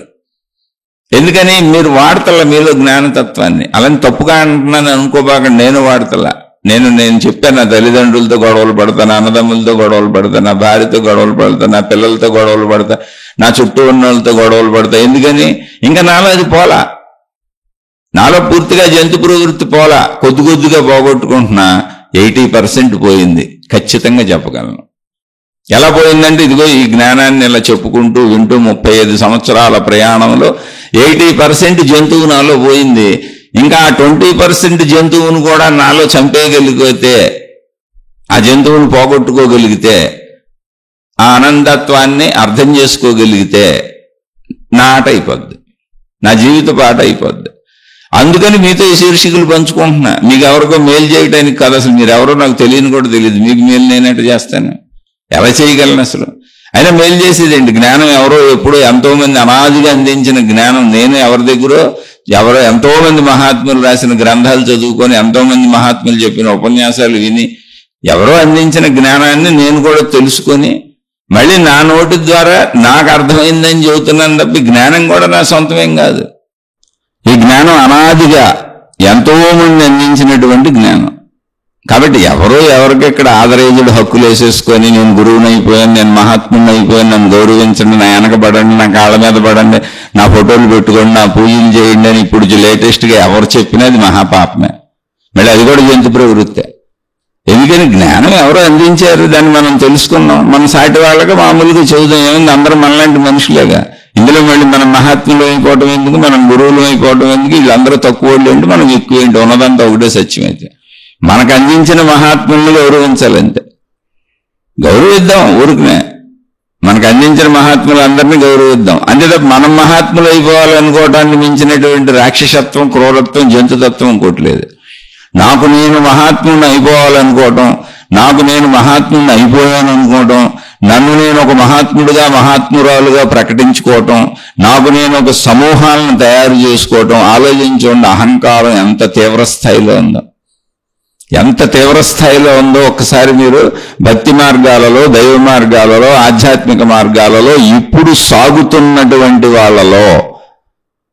వాళ్ళని వాళ్లే ప్రకటించుకుంటూ మేము గురువులు అని, మహాత్ములు అని, మాతాజీలు అని వాళ్లకు వాళ్లే బిరుదులు తయారు చేసుకొని, సంస్థలు పెట్టుకొని మేము సమూహాలను నడుపుతాం అంటాం మించినటువంటి దుర్మార్గత్వం, రాక్షసత్వం, జంతుతత్వం ఇంకోటి ఉంటుందా? నువ్వు ప్రకటించుకోవటం. నీలాంటి మనుషులు కదా అందరూ.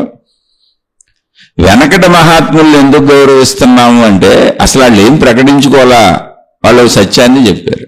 ఎంత సాదాసీదాగా బతికారో రమణ మహర్షి. అప్పుడు కూడా ఏం చెబుతున్నారు? ఆయన ఏ పని చేసినా అహంకారం లేకుండా చేయన్నారు. ఆయన జీవితం మొత్తం అలాగే బతికారు. మరి నిన్ను నువ్వే ప్రకటించుకోవడం అహంకారం కాదా? నీకు నువ్వే ఒక బోర్డు పెట్టుకోవటం, సంస్థ పెట్టుకోవటం, దేవుణ్ణి పెట్టుకోవటం, గురువుని పెట్టుకోవటం. మళ్ళీ ఇప్పుడు ఇందులో మీకు అర్థమయ్యేలా చక్కగా చెబుతున్నా వినండి. నేను ఎవరిని విమర్శించాలని కాదు, కానీ మనలోని అహంకారాన్ని కూడా గుర్తించాలి మనం. ఇది జ్ఞానాహంకారం. ఇంకో కొత్త ముసుగేసుకుంది. దేవుని పేరుతో, మతం పేరుతో, మార్గం పేరుతో, దేవుడి పేరుతో, జ్ఞానం పేరుతో కొత్త ముసుగులు వేసుకున్నటువంటి అహంకారం. అదే మాయ. దాన్ని ఎవరం దాటలేం. అది కూడా జంతు ప్రవృత్తే. కానీ దైవత్వపు ముసుగేసుకుంటుంది, జ్ఞానం ముసుగేసుకున్న జంతువు అది. నన్ను నేను ప్రకటించుకోవటం ఏంటి? ఇప్పుడు శంకరాచార్యుల వారికి సంబంధించిన ఆత్మబోధన చెబుతున్నానండి అంటాడు ఆయన. పక్కన చెబుతున్నాయని బొమ్మ, అక్కడేమో శంకరాచార్యుల వారి బొమ్మ, పక్కనేమో ఆయన చెబుతున్నటువంటి గ్రంథం పేరు, శంకరాచార్యుల వారు రచించిన గ్రంథం పేరు, ఈ పక్కనేమో ఈయన పెద్ద బొమ్మ. నీ బొమ్మ ఎందుకు? నువ్వు శంకరాచార్యుల వారిది చెబుతున్నావు, నువ్వు చదువుకున్నావు, నీ బొమ్మ ఎందుకు అక్కడ? నువ్వు కూడా విద్యార్థివేగా, ఆయన చెప్పిందని నువ్వు చెబుతున్నావు. ఆయన బొమ్మ వేసావంటే అర్థమైంది, ఆయన్ని గౌరవించావంటే అర్థమైంది. నిన్నెందుకు? నీ బొమ్మ నువ్వెందుకు వేసుకుంటున్నావు? నిన్ను గౌరవించమని అందరిని ఎందుకు అడుగుతున్నావు? అందరి దగ్గర డబ్బులు ఎందుకు తీసుకుంటావు? అందరి సేవలు నీకెందుకు? నువ్వు కూడా అందరిలాంటి విద్యార్థివేగా, ఆయన చెప్పింది కదా నువ్వు చెప్పేది. ఇది ముసుగేసుకున్నటువంటి జంతుతత్వం, జ్ఞాన ముసుగేసుకున్న జంతువు అది. మాయా అంటే ఇది. డైరెక్ట్ జంతువుతో ప్రమాదం లేదు. వీడు మోసగాడు, వీడు దొంగ, ఏమి తప్పులు చేసింది, ఇలా ఎవరినైనా స్త్రీ పురుషుల్ని ఎవరైనా డైరెక్ట్ అధర్మ పరుల్ని, డైరెక్ట్ జంతువుల్ని గుర్తించవచ్చు. ముసుగేసుకున్న వాళ్ళతోనే ప్రమాదం. జ్ఞాన ముసుగేసుకున్నారు, దైవ ముసుగేసుకున్నారు, మత ముసుగేసుకున్నారు, మార్గ ముసుగేసుకున్నారు. అంటే అందరూ ఇలా ఉంటారని చెప్పట్లా, మీకు ఉదాహరణ చెప్పా.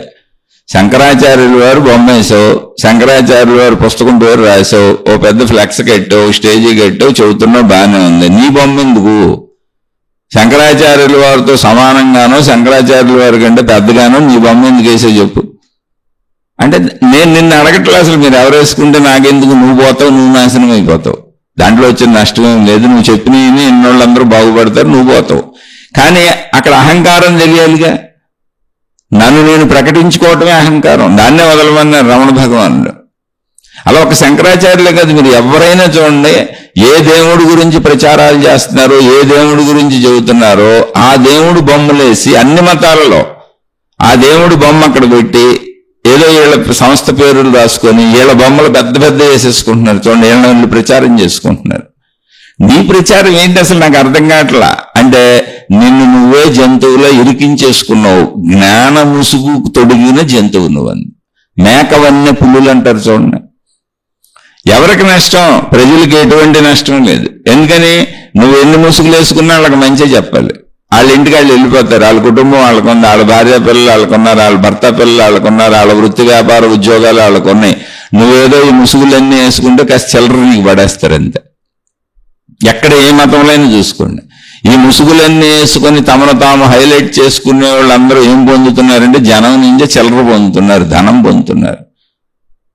కీర్తి ప్రతిష్టలు అంటే అసలు ఏం ఉపయోగం ఉంది? నిన్ను నువ్వే పెంచుకుంటున్నావు. నీ బొమ్మలు 1,00,000 పెట్టుకో, ఏమవుద్ది? ఇప్పుడు ఏమవుదావు? ప్రజలు ఎప్పుడు మేలే పొందుతారు. ఎందుకని? నువ్వు ఎన్ని ముసుగులు వేసుకున్నా మంచిగా చెప్పాలి, వాళ్ళు నీకు చిల్లర ఇవ్వాలంటే. వాళ్ళ సేవలో వాళ్ళ చిల్లర నువ్వు పొందాలి అంటే నువ్వు వాళ్ళకి మంచిగా చెప్పాలి. ఆ మంచి వాళ్ళకి ఉపయోగపడుతుంది గ్యారంటీగా. ఆ మంచితో వాళ్ళు హాయిగా బతుకుతారు, ఆనందంగా బతుకుతారు. ఏదో పాపం మాకు ఇన్ని చెప్పాళ్ళని ఇంత ఆలోచించకుండా చిల్లర ఇచ్చి వెళ్ళిపోతారు. ఈమె ఎంత చెబుతుంది లేని ఆమెకి ఎంత చిల్లర ఇచ్చి వెళ్ళిపోతారు. మీకు 4 నమస్కారాలు, మీకు పాద నమస్కారాలు, మీ పాదాలు కడిగేయటాలు, మిమ్మల్ని దేవుళ్ళని పూజించేయటాలు. పోయినా ఏం జరిగినా ఇప్పుడు ఒక ప్రతిమని దేవుడు అని పూజించగలిగినప్పుడు, ఒక మనిషిని దేవుడని పూజిస్తే పూజించిన వాళ్ళు లాభమే పొందుతాడు, ఆరాధించిన వాళ్ళు లాభమే పొందుతాడు. ఒక గురువునో ఒక మహాత్ముడినో, దొంగ గురువు అయినా దొంగ మహాత్ముడైనా దొంగ మాతాజీ అయినా ఆరాధించిన వాడు లాభాన్ని పొందుతాడు. ఎందుకంటే వాడి భావం కదా. కానీ నువ్వు నాశనం అయిపోతావు, జన్మ జన్మలకి నాశనం అయిపోతావు. ఎందుకంటే ఈ మాయలోంచి నువ్వు బయటకు రాలేవు.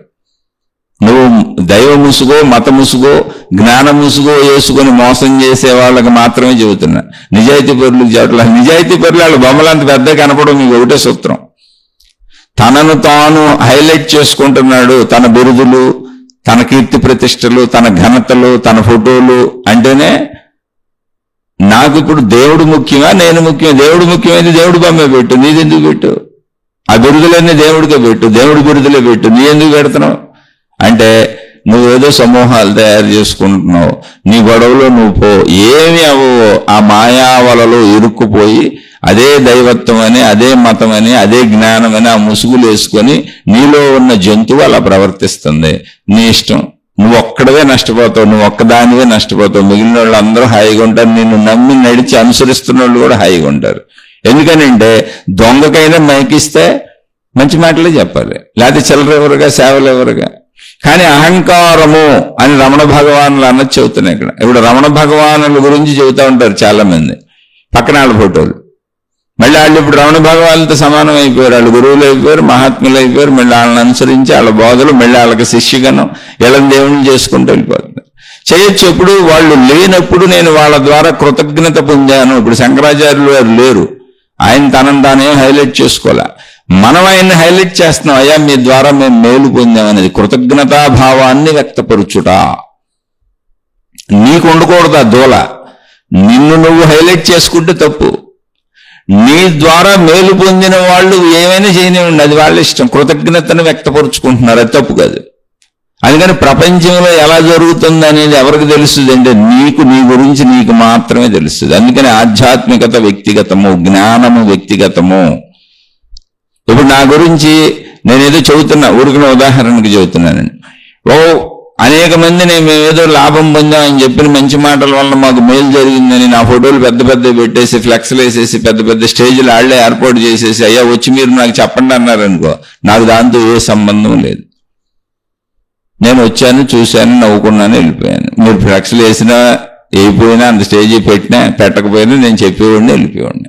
అలా చెప్పి వెళ్ళిపోయారు శంకరాచార్యులు వారు. అలాగే చెప్పి వెళ్ళారు. ఆయన ఎవరు అడగల, ఆయన దానేం గొప్పగా చూపించుకోలే. కానీ కృతజ్ఞత కలిగిన వాళ్ళు తర్వాత వారి అటువంటి మహనీయులను కృతజ్ఞత చూపిస్తారు. అలా జరుగుతుంటే తప్పులేదు.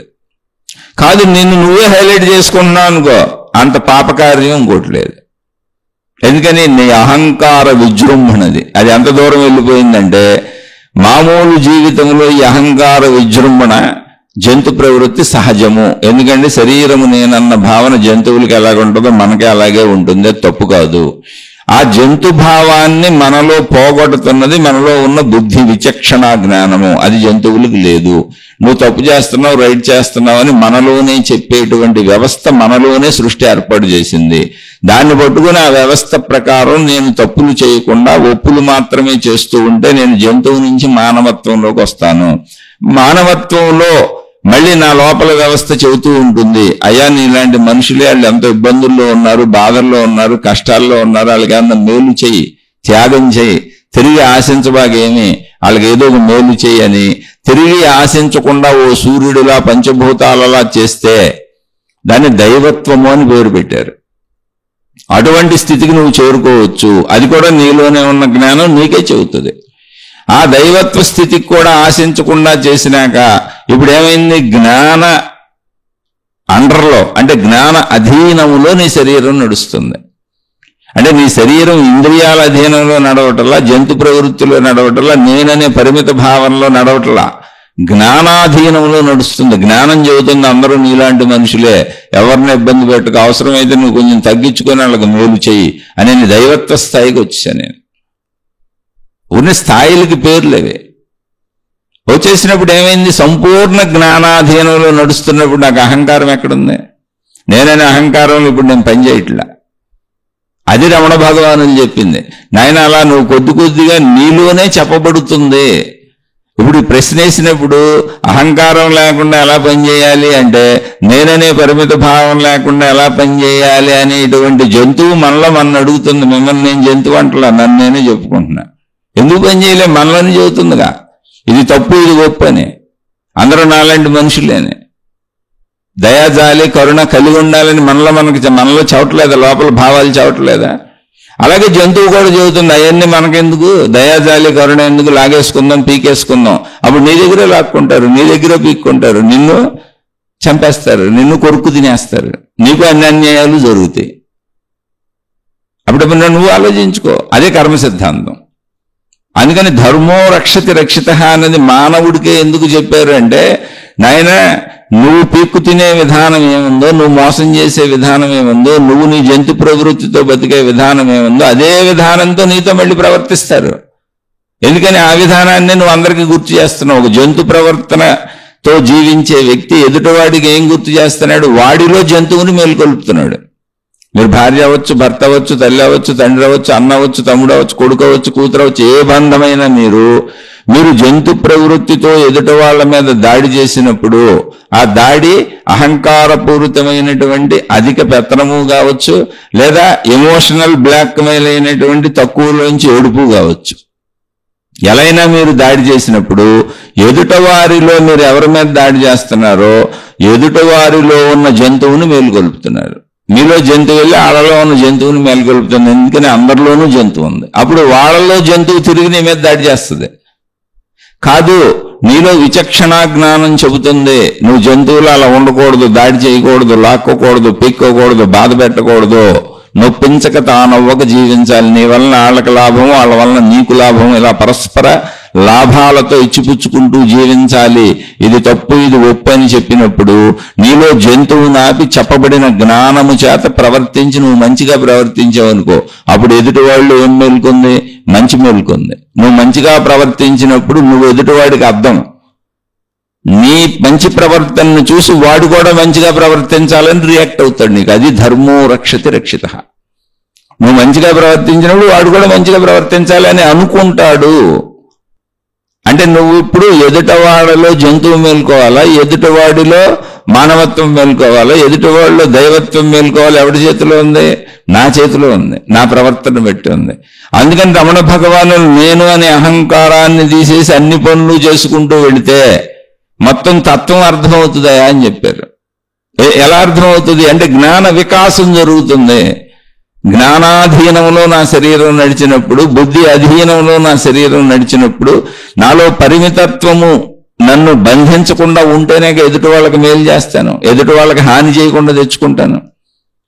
ఈ రెండు తత్వాలు జ్ఞానాధీనంలో ఉంటాయి. శరీరం నేనుని వదిలేయాలి, విస్తరించాలి. విస్తరించినప్పుడే ఎదుటి వాళ్ళకి మేలు చేసే దైవత్వ స్థాయి వరకు వెళ్తాను, లేకపోతే వెళ్ళలేను నేను. అలా వెళుతున్నప్పుడు ఇక నేను అంతరించిపోతున్నప్పుడు, నా నేను తగ్గిపోతున్నప్పుడు అది దైవ మార్గమైనా, మంచి మాటలైనా, మంచి బోధలైనా, నశించిపోయే నా శరీరాన్ని, నా పేరుని, నా కీర్తి ప్రతిష్టల్ని, నా సంస్థని, నన్ను నేను ఎందుకు హైలైట్ చేసుకుంటాను? అసలు ఎందుకు హైలైట్ చేసుకోవటం? నాకు ఎవరు తెలియజేశారో, ఇదిగో పలానా రమణ భగవానులు, లేదా పలానా, ఇప్పుడు నేను చెబుతున్నా అనేక మంది దగ్గర విన్నా. అందుకని ప్రత్యేకంగా ఒకళ్ళకి నేను కృతజ్ఞత చూపించలేను. ఎందుకు చూపించలేను? కొన్ని వందల మంది దగ్గర విన్నా. ఇప్పటికే నా ఇంట్లో కనీసం 10,000 పుస్తకాలు ఉంటాయి. పోయిన పుస్తకాలు పోగా ఇచ్చేసిన పుస్తకాలు ఇచ్చేయిగా. అయితే ఎప్పటి నుంచి? అది నా చిన్నప్పటి నుంచి, నా 18వ ఏట నుంచి మొదలు పెట్టేది. ఇప్పుడు అసలు పుస్తకాలు చదవలేను నేను. కళ్ళు మసకలు వచ్చేసినాయి, పుస్తకాలు చదివే పరిస్థితి లేదు. 55 ఏళ్ళు వచ్చేసినాయి. ఇప్పుడు చదవట్లేదు కూడా నేను. ఏమైనా వింటూ ఉంటాను.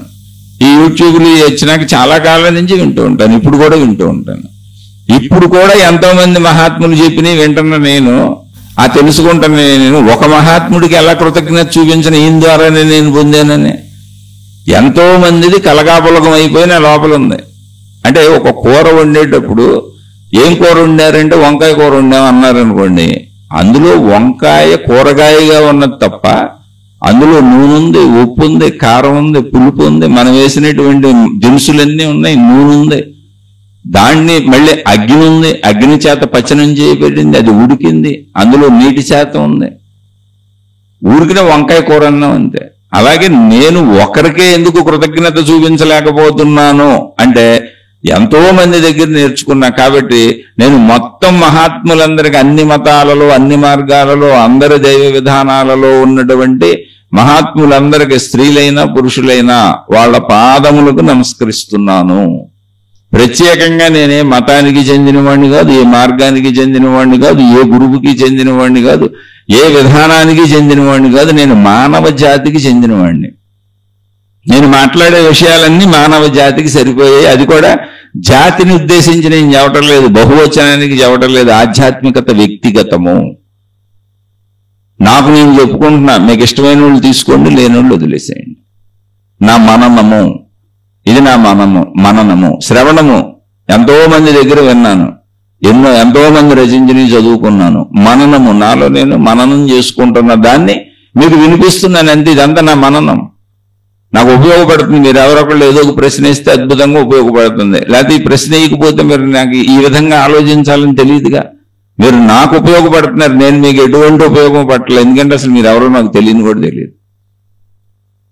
ఇది నాకు మననము. నాలో జంతువు 80% జంతువు చచ్చిపోయింది, 20% జంతువు ఉంది. ఈ 80% జంతువు నాలో అంటే జంతువు అంటే అదేదో విచిత్రంగా తీసుకోబాక నువ్వు, అది సహజ సామాన్యం. నేనని పరిమిత భావన జంతువులకి మనకి ఒకలానే ఉంటుంది. జంతువుకి మనకు ఉన్న భేదం కేవలం అంతరంగ జ్ఞానం, బుద్ధి, తప్పు ఒప్పులు చెప్పేది.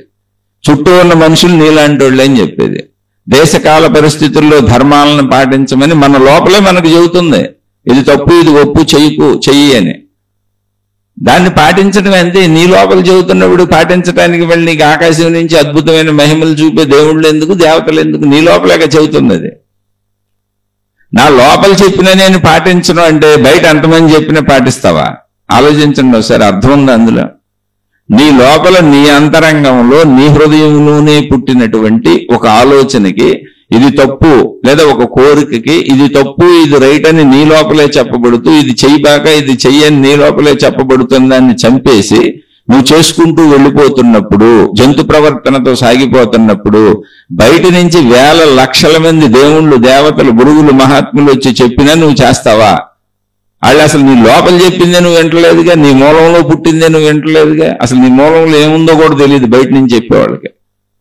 అందుకే ప్రపంచంలో మార్పులు తక్కువ.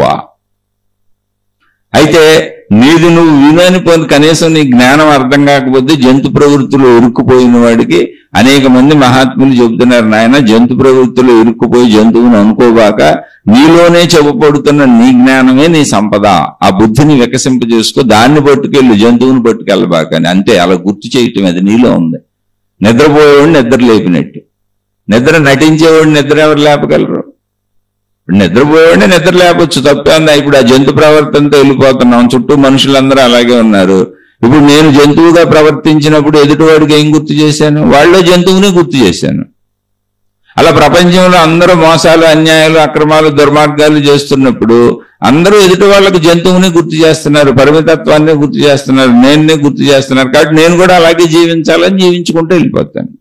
అందుకని కొంతమంది వచ్చి గుర్తు చేస్తున్నారు ఊరికనే, అయ్యా నీలో బుద్ధి అనేది ఒకటి ఉంది, నువ్వు జంతువులా జీవించకూడదు, నీలో జ్ఞానం ఉంది, ఆ జ్ఞానాన్ని వాడుకొని, ఆ బుద్ధిని వాడుకొని, నీ లోపలే చెప్పబడుతున్నటువంటి నీ స్వశక్తి అయినటువంటి నీ సొంత జ్ఞానాన్ని ఉపయోగించుకుంటూ జీవించు అని తప్ప నీకు బయట నుంచి అందించబడే జ్ఞానం ఏమీ లేదు ఇక్కడ.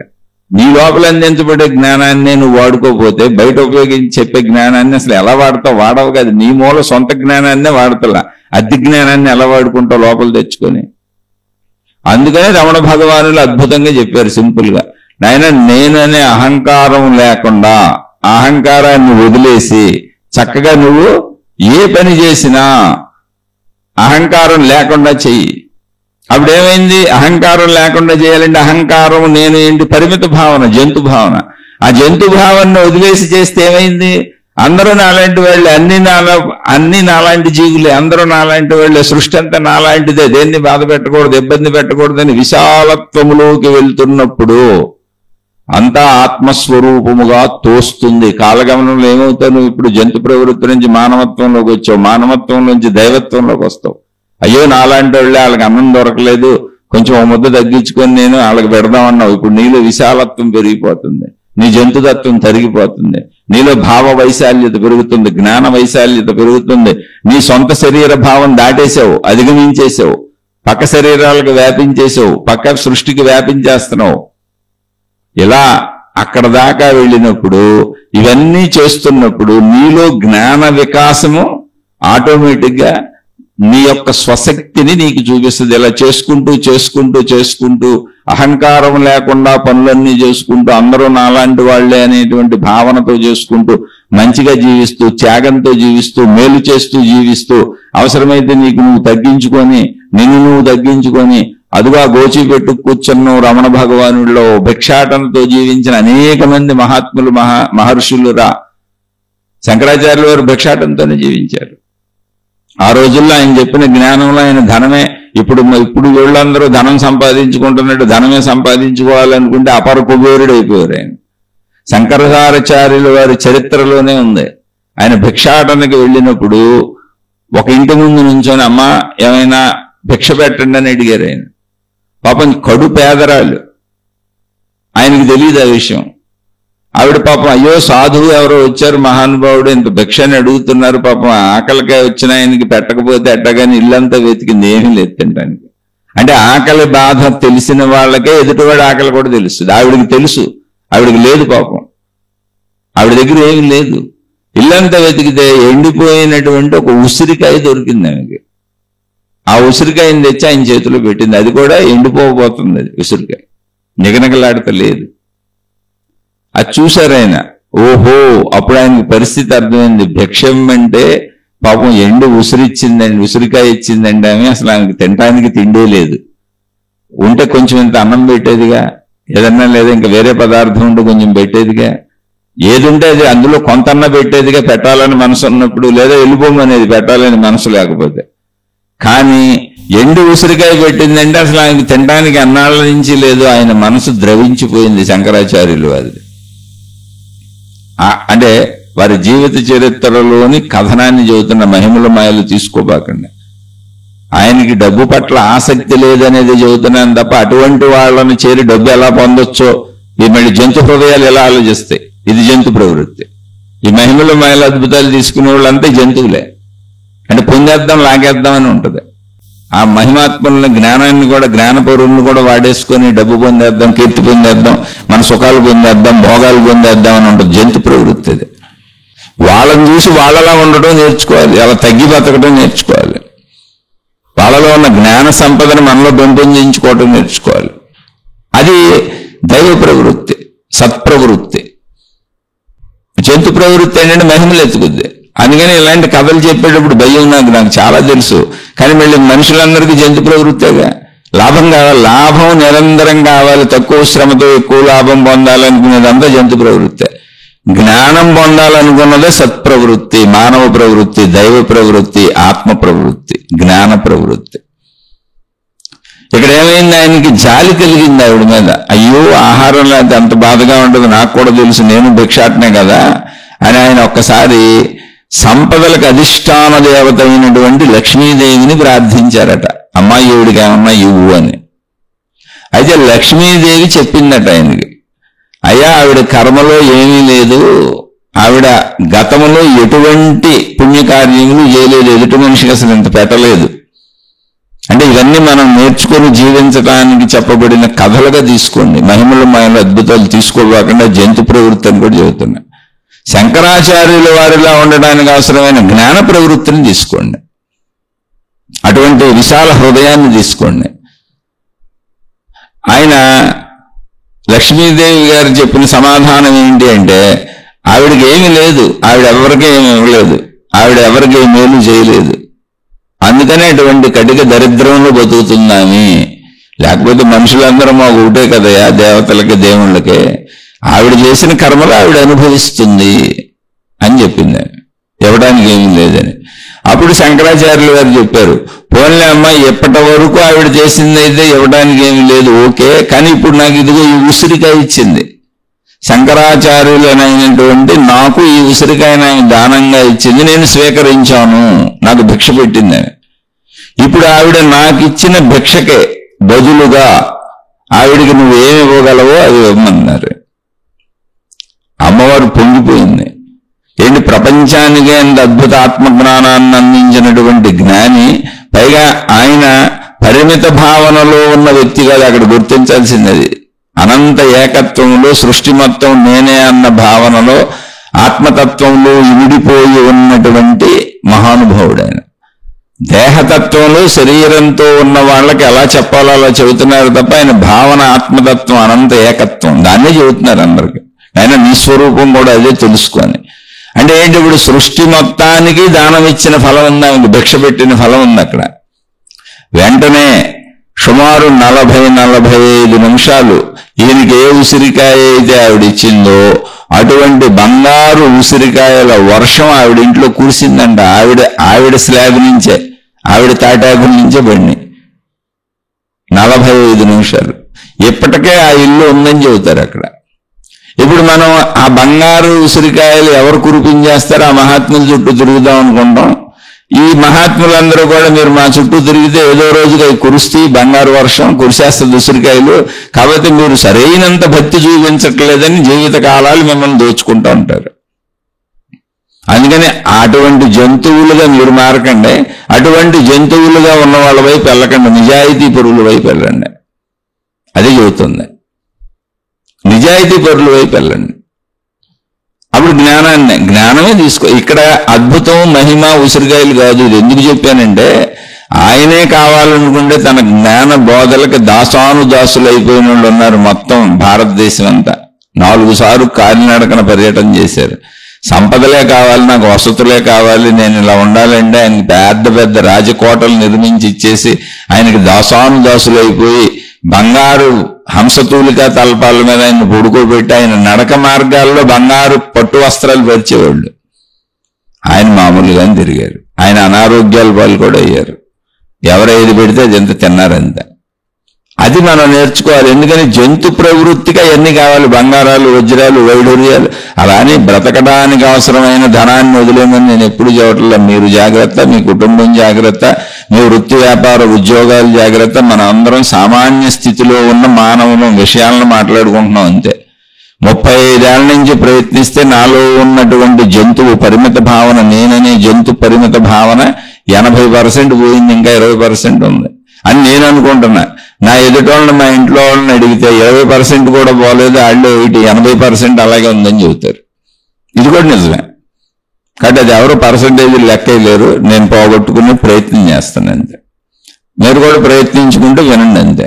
ఇందులో శంకరాచార్యుల వారి యొక్క వారు జీవించిన జీవన విధానాన్ని, వారి యొక్క జ్ఞానతత్వాన్ని, వారి యొక్క నిర్మలత్వాన్ని, వారు బతికినంటే ఎంత తక్కువలో బతికారు అనేటువంటి విధానాన్ని అవి తీసుకోవాలి తప్ప మహిమల మాయలు తీసుకోకూడదు. మహిమల మాయలు ఉపయోగించుకుంటే ఆయన భిక్షకి ఎందుకు వెళ్తారు?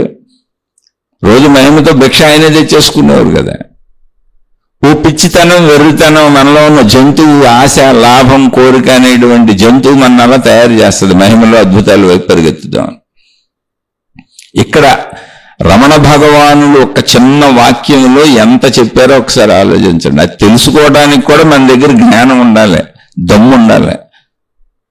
నాయన అహంకారం లేకుండా ఏ పని చేసినా, నేననే అహంకారం లేకుండా ఆటోమేటిక్గా ఆత్మతత్వం వైపు వెళ్ళిపోతావు. నీకు మొత్తం ఉన్నదంతా ఆత్మ అని తెలుస్తుందని ఆయనే చెప్పారు. అంటే సాధన జీవించేటప్పుడు ఇలా జీవించి చాలు, మిగిలిందంతా నిన్ను అదే తీసుకెళ్ళిపోద్ది. ఎందుకంటే నీ లోపల ఉంది అదే. ఆ జంతు తత్వం కూడా నీలో ఉంది. నేననే పరిమిత భావన ఆ జంతుతత్వం. కొద్దిగా నువ్వు ఆ జంతుతత్వం నుంచి నీలోనే చెప్పబడుతున్నటువంటి బుద్ధిని, జ్ఞానాన్ని ఉపయోగించుకొని మానవత్వంలోకి, దైవత్వంలోకి వచ్చి ఆ నేననే అహంకారం వదిలేసి పని చేయగలిగావా, మొత్తం ఆత్మస్వరూపం అనే అనంత జ్ఞానతత్వానికి ఆటోమేటిక్గా నీ నడక వెళ్ళిపోద్ది. ఇందులో ఇంక నువ్వేమి పెద్ద దాని గురించి ట్రై చేయక్కర్లా.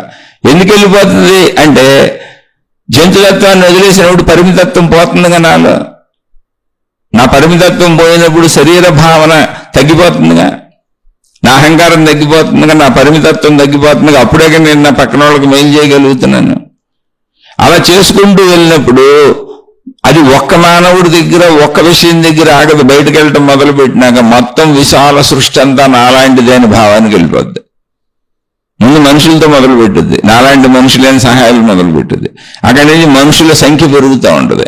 ఈ మధ్యలో మనకి జంతువులు తగులుతాయి, చెట్లు, పుట్ల, చేమలు అన్ని సృష్టిలో తగులుతాయి. మనం జీవిస్తుంటాం కదా, అయ్యో ఇవి కూడా జీవులే కదా, ఇవి కూడా ఇలాంటివే కదా అనేటువంటి భావ వ్యాపకత సాగుతూ ఉంటుంది. అలా సాగుతూ సాగుతూ నీకు తెలియకుండానే సృష్టి మొత్తం అనంతాత్మ, నాలాంటిదే, ప్రేమించదగిందే అనేటువంటి సర్వవ్యాపక విశాల భావనలో లీనమైపోతావు. అలా లీనమైపోయినాక నీ శరీర భావన ఎగిరిపోద్ది, సృష్టి శరీర భావనలు ఎగిరిపోతే ఉన్నటువంటి లీన భావనలో లీనమైపోతావు. అదే జ్ఞాన భావన, శక్తి భావన. శక్తి భావన, జ్ఞాన భావన అంతే. అందుకని నేననే అహంకారం లేకుండా పనిచేస్తే చాలు, అది వెళ్ళిపోద్ది. ఎందుకంటే నేననే అహంకారం లేకుండా పనిచేయటం జంతుతత్వం నుంచి మానవత్వమునకు, మానవత్వం నుంచి దైవత్వమునకు, దైవత్వము నుంచి అనంత జ్ఞానతత్వమునకు వచ్చేసావు. జ్ఞానభావంలో అంతా ఒకటే కదా అనిపిస్తుంది, అంతా నాలాంటిదే కదా అని. అంతా నాలాంటిదే కదా అన్నప్పుడు శరీర భావాలు ఎగిరిపోతాయి, రూపాలు ఎగిరిపోతాయి, శబ్దాలు, స్పర్శలు అన్నీ ఎగిరిపోతాయి. ఒక నిశ్చలత, నిర్మత, అంతా నాలాంటిదే కదా అన్నప్పుడు ఏకత్వ వాక్యమే ఏకత్వంలోకి వచ్చింది చూడండి. అంతా నాలాంటిదే కదా అన్నప్పుడు వాక్యంలోనే బహువచనం పోయింది, ఏకత్వంలోకి వచ్చింది. ఆ స్థితికి చేరుకున్నప్పుడు అదే ఆ జ్ఞాన భావన ఏదుందో ఆ జ్ఞాన భావనలో ఇంకా రూపాలు ఉండవు, దృశ్యాలు ఉండవు, శబ్దాలు ఉండవు, వెనుకళ్ళు ఉండవు. ఆ జ్ఞాన భావనలో లీనత వస్తుంది. అదే ముక్తి, మోక్షము, జ్ఞానోదయము. ఎటు నుంచి వెళ్ళినా అదే, ఎటు నుంచి వెళ్ళినా అదే. అది భావన. మళ్ళీ చెబుతున్నా, అది పదార్థం కాదు, అది విషయం కాదు, భావన, జ్ఞాన భావన. అందుకే సత్యం, జ్ఞానం, అనంతం బ్రహ్మ అన్నప్పుడు సత్యం వేరు, జ్ఞానం వేరు కాదు. సత్యమే జ్ఞానము, జ్ఞానమే సత్యము. ఉన్న సత్యము, ఉన్న జ్ఞానం అదే. దాన్ని అర్థం చేసుకుంటే అదే సత్యం, అదే జ్ఞానం. అది ఎంత అంటే అనంతము, ఉన్నదంతా అదే. ఎంత నాకు తెలీదు, అంతా నాలాంటిదే అని కరిగిపోయాను, కలిసిపోయాను. ఇంక నేను లేదు, అది లేదు, ఉన్నదే అంతా. అందులో కరిగి కలిసిపోయిన భావన, దానినే బ్రహ్మము అని పిలుస్తున్నామయ్యా, దానికే ఆత్మ అని పేరు పెట్టామయ్యా అన్నారు. దాన్ని ప్రజ్ఞానం బ్రహ్మ అన్నారు మహాత్ములు. ప్రజ్ఞానం అంటే ఏంటి? మనం ఎప్పటి వరకు జంతుతత్వం నుంచి మానవత్వంలోకి, మానవత్వంలోంచి దైవత్వంలోకి, దైవత్వంలోంచి అనంత జ్ఞానతత్వంలోకి తీసుకొచ్చింది మన లోపల చెబుతున్న జ్ఞానమే. మంచి చెడు, మంచి చెడు, మంచి చెడు, చేయొద్దు చేయకు, చేయొద్దు చేయకు. అందరూ నాలాంటి మనుషులే, అందరూ నాలాంటి వాళ్లే, అన్ని కుటుంబాలు నాలాంటి కుటుంబాలే. అలా వ్యాప్తి చెందుతూ చెందుతూ సృష్టి అంతా నాలాంటిదే అని మొత్తం సర్వత్వ ఏకత్వంలో ఒక చోట అయిపోద్ది. అది జ్ఞాన వికాసం, బుద్ధి వికాసం. అది ప్రజ్ఞానం, అదే బ్రహ్మము. నీలో ఉన్న జ్ఞానమే బ్రహ్మము. ఈ శరీరం నశించిపోద్ది. అలా మహాత్ములు అన్నీ చెప్పారు. అయమాత్మా బ్రహ్మ, దాన్ని ఆత్మస్వరూపం అన్నారు కదా. కాబట్టి ఆత్మస్వరూపమైన బ్రహ్మమును నేనే అని అతను తెలుసుకున్నాడు ఆ సర్వవ్యాపక స్థితిలో, లేదా ఆమె తెలుసుకుంది. దాన్ని రమణ భగవానులు ఖచ్చితంగా చెప్పారు, నేను అనంత ఆత్మస్వరూపుడను అని. ప్రతిరోజు చెప్పారు, ప్రతిరోజు అలాగే జీవించారు. అనంతాత్మస్వరూపుడను అని ఢంకా బజాయించి చెప్పినటువంటి మహాయోగి. అంత ధైర్యంగా దమ్ముగా చెప్పిన వాళ్ళు కూడా లేరు. మరి ఆయన దగ్గర ఏ మహిమలు, మాయలు, అద్భుతాలు ఏముండవు. చక్కగా గోచి పెట్టుకుని హాయిగా అలా కూర్చున్నారంతే. సామాన్య మానవునిలా జీవించారు. మరి అహంకారం లేకుండా అన్ని పనులు చేయమన్న ఆయన ఎలా ఉన్నారు అనడానికి ఒక చిన్న ఉదాహరణ చెప్పుకున్నాం. రమణ భగవానులకి సకల ఆయన ఏదో ధ్యానాల్లో వాటిల్లో చిన్న వయసులోనే 14-15 ఏళ్ళకి అరుణాచలం వచ్చేసి అక్కడక్కడ కూర్చొని, కొండ గుహల్లో కూర్చొని, చెట్ల కింద కూర్చొని ఆయన అంతరంగంలోకి ఆయన వెళ్ళిపోయి ధ్యానంలో ఆయనకి స్పృహ కూడా తెలియకుండా, బాహ్య స్పృహ లేకుండా తనలో తాను లీనమైపోయి ఉంటున్న స్థితిలో బాహ్యములో ఉన్నటువంటి చేమలు, దోమలు, ఏగలు, రకరకాల జంతువుల వలన ఆయనకి హాని జరుగుతూ ఆయన శరీరం కూర్చున్న చోట కింద తేళ్లు, జరులు ఇటువంటివి దూరి కొడుతుంటే రక్తాలు గారిపోతున్నా ఆయనకి తెలియటం లేదు. బాహ్య స్పృహ లేదు, అంతరంగంలో ఉండిపోయారు. లోపలికి వెళ్ళిపోయింది ఆయన స్పృహ అంతా, అనంతాత్మ ఎరుకలోకి వెళ్ళిపోయింది. చుట్టూ ఉన్న ప్రజలంతా శుభ్రం చేసి ఆయన్ని కాపాడి, రక్షించి, ఆయన్ని తట్టి లేపి, ఆయనకు ఆహారం తినిపించి, ఇలా రకరకాలుగా మొత్తానికి ఆయన్ని బ్రతికించుకున్నారు. సృష్టిలో ఉన్నటువంటి అక్కడ ఉన్నటువంటి మనుషులు ఆయన బ్రతికించుకున్నారంటే సృష్టి బ్రతికించింది అందం, ఏదో బుద్ధి పుట్టింది, బ్రతికించుకున్నారు. ఆ తర్వాత ఆయన పూర్తి స్పృహలోకి వచ్చి, ఎరుగులోకి వచ్చినాక జీవన్ముక్త స్థితిలోనే జీవించారంటే శరీరం ఉంది, ఎవరన్నా పెడితే ఎంత తిన్నారు, ఏదో గోచి పెట్టుకున్నారు, నిద్రొస్తే నిద్రపోయారు, కాలకృత్యాలు తీర్చుకున్నారు. కానీ ఉన్నంతసేపు, మిగిలిన సమయంలో ఎరుకలో ఉన్నంతసేపు నేను అనంత ఆత్మస్వరూపుడను అనేదే చెప్పారు. ఒక్కొక్కసారి ఆయన బోధలు అనేకంగా ఎందుకున్నాయండి అని మీకు అనిపించవచ్చు. ఎదుటివాడి స్థాయిని బట్టి, ఎదుటివాడు అడిగిన ప్రశ్నని బట్టి సమాధానాలు చెప్పారు. అప్పుడప్పుడు ఆయనకి చెప్పాలని అనిపిస్తే. ఇలా సాగుతున్నప్పుడు అనేక మంది గుమిగూడటం, వచ్చిన వాళ్ళు కొంత డబ్బులు, చందాలు ఇవ్వటం, ఆ ప్రదేశం అంతా శుభ్రం చేయడం, నిదానంగా అక్కడ చిన్న చిన్న ఆయన ఉండటానికి అవసరమైన వసతికి సౌకర్యమైన చిన్న చిన్న ఇళ్ళు నిర్మాణం. సరే, దాని అంతటికీ అప్పటి వరకు మన ఆచారంలో, కల్చర్లో, దేశంలో సాంప్రదాయంగా వస్తున్నటువంటి విషయాలు ఉంటాయి, దాన్ని ఫాలో అవుతారు. దానికి ఒక రమణాశ్రమం అని పేరు పెట్టారు. ఎందుకంటే అంతకు ముందు నుంచి కూడా అన్నీ ఉన్నాయి, ఇలా ఋషి వాటికలు, ముని వాటికలు, మనకి సాంప్రదాయంగా వెనక నుంచి మానవ జాతిలో వస్తుంది. అటువంటి మహనీయుడైన భగవాన్ రమణ మహర్షి అని ఆయనకి పేరు పెట్టి ఇది రమణాశ్రమం అని పెట్టారు. అసలు ఆయన అసలు పేరు రమణ మహర్షి కాదు, వెంకటరామన్, తల్లిదండ్రులు పెట్టిన పేర్లు. తర్వాత ఆయన యొక్క తత్వము, అంటే రమణ అని ఎందుకు పెట్టారంటే తనలో తాను రమిస్తున్నాడు అని రమణ అని పేరు పెట్టారు. ఆయన సామాన్యుడు కాదు. ఏదైతే భగవత్తత్వం అనుకున్నామో నేను అనంత ఆత్మస్వరూపుడను అనేటువంటి ఆ భగవత్తత్వములు ఇమిడిపోయిన వ్యక్తి కాబట్టి భగవాన్ అన్నారు. మహర్షి అని ఎందుకన్నారంటే నిరంతరము ఋషి వలె తపస్సులోనే లీనమై ఉంటున్నాడు, తపోమయ జీవితాన్ని గడుపుతున్నాడు అని మహర్షి అని పేరు పెట్టారు. రమణకి ముందు భగవాన్, రమణకి వెనకాల మహర్షి అని భగవాన్ రమణ మహర్షి అని పెట్టడానికి కారణం జీవించినంత కాలం శరీరంతో మహర్షి వలె జీవించాడు ఆయన. కానీ ఆయన జీవించి ఉన్న కాలంలో అనంత ఆత్మ ఎరుకను, దైవత్వపు ఎరుకను పొందేసి ఉన్నాడు ఆ భగవత్తత్వాన్ని, అందుకని భగవాన్ అన్నారు. తనలో తాను రమిస్తూ ఆ అనంత ఆత్మతత్వములోనే కాలం గడుపుతున్నాడు ఆయన, అందుకని రమణుడు అన్నారు. ఇది భగవాన్ రమణ మహర్షి అని పేరుకు కారణం. అలా సాగుతుంది. చుట్టూ ఉన్న భక్తులు ఎక్కువ మంది పోగయ్యారు. కొంచెం ఏదో ఆయన ఎవరిని ఏమీ అడగలేదు, ఈ విషయం గుర్తుపెట్టుకోండి. మళ్ళీ ఆయన పేరు చెప్పి మేము చేయకూడదా, మేము ఆశ్రమాలు కట్టకూడదా, రమణ మహర్షి ఆశ్రమాలు కట్టలేదా, ఆయన డబ్బులు తీసుకోలేదా అని అడగబాకండి. అది మీ మూర్ఖత్వం అవుద్ది అంతే. ఆయన ఎవరిని ఎప్పుడు ఏమీ అడగలేదు. ఆయన అసలు ఆశ్రమం కట్టమనే చెప్పలేదు. దానికే చెబుతున్నా ఇప్పుడు మీకు. నేను అనే అహంకారం లేకుండా ఆయన ఎలా పనిచేశారో అదే చెబుతున్నా మీకు. చుట్టూ ఉన్న భక్తులు చేశారు ఇది. ఎందుకు చేశారంటే అనాదిగా వస్తున్న సాంప్రదాయాల పరంపర ఉంది. మఠాలు, పీఠాలు, ఆశ్రమాలు, ఋషివాటికలు, మునివాటికలు ఇలా వస్తున్నాయి మనకి. దాన్ని అనుసరిస్తారంతే. చుట్టూ ఉన్న వాళ్ళందరూ ఆ ప్రదేశాలు శుభ్రం చేసి చక్కగా అక్కడ చిన్న చిన్న వచ్చిన వాళ్ళు ఉండటానికి, ఆయన ఉండటానికి అవసరమైన సౌకర్యాలు చేసి ఒక వంటగది అవన్నీ పెట్టి చక్కగా అన్ని వండుతూ ఆయనకు పెడుతూ భక్తులకు పెడుతూ ఏదో గడుస్తుంది. ఆయన ఏం పట్టించుకోవట్లేదు అసలు. ఏది జరుగుతున్నా అది ప్రజల ఇష్టం అంతే. సరే, ఆయన పేరు మీద దానికి రమణాశ్రమము అని పేరు పెట్టారు. ఆ తర్వాత అక్కడ చేరింది మనుషులే. పెత్తనాల కోసం గొడవలు, గోలలు, ఘర్షణలు మొదలైనవి. అప్పుడు అక్కడ ఉన్న కొంతమంది మంచి వాళ్ళు ఆలోచించి దీనికి గవర్నమెంట్ ప్రకారం చట్టరీత్యా కొన్ని పద్ధతులు చేసి ఒక విధానంలోకి తెచ్చి ఎవరు పెడితే వాళ్ళు అధికారాలు పెత్తనాలు చేయకుండా రమణ భగవానులు ఉన్నంత కాలం వాళ్ళకు ఉపయోగపడేలా, ఆయనకు ఉపయోగపడేలా, ఆయన కోసమే నిర్మించబడింది కనుక ఆయనకు ఉపయోగపడేలా ఆయన్ని జాగ్రత్తగా చూసుకునే వాళ్ళని పెట్టి దీన్ని ఒక ట్రస్ట్లా చేద్దామని ఒక ఏర్పాటు చేశారు. అందుకని రమణాశ్రమం పేరు పెట్టి ఒక బోర్డు పెట్టి రిజిస్ట్రేషన్ చేయించి దానికి పేపర్లో ఆ ల్యాండ్ అంతా రిజిస్ట్రేషన్ చేయించి అప్పుడు ఉన్నటువంటి భక్త సమూహంలో చదువుకున్న వాళ్ళు, ధనికులు వీళ్ళందరూ కలిపి చేశారు. చేసి దానికి ప్రెసిడెంట్ అని వీళ్ళని గవర్నమెంట్ రూల్స్ ఏంటి ఉంటాయో ఆ ప్రకారం మనుషులందరినీ పెట్టి దానికి యజమానిగా, అంటే దానికి హక్కుదారు ఎవరు అంటే రమణ భగవానులే అని డాక్యుమెంట్లు తయారు చేశారు. ఇప్పుడు మనం ఇల్లు కట్టుకుంటే మన ఇంట్లోకి యజమానిత్వం మనకే ఉంటుంది, స్థలం కొనుక్కొని అలా రిజిస్ట్రేషన్ ఉంటుంది. చేసినప్పుడు ఆ డాక్యుమెంట్ మీద సంతకం చేయడానికి రమణ భగవానుల దగ్గరికి తీసుకొచ్చారు. అయ్యా వీళ్ళంతా చేశాము, దీనికి రమణాశ్రమం అని పేరు పెట్టామని మొత్తం విధానం అంతా చెప్పారు. దానికి కారణం ఏంటంటే ఇలా గొడవలు అవుతున్నాయి, గోళ్ళు అవుతున్నాయి, ఆయనకి తెలుసుగా, అక్కడే ఉన్నారుగా, ఆయన కల్పించుకోవాలి, అందుకే మహర్షిలా బతికారు అంది.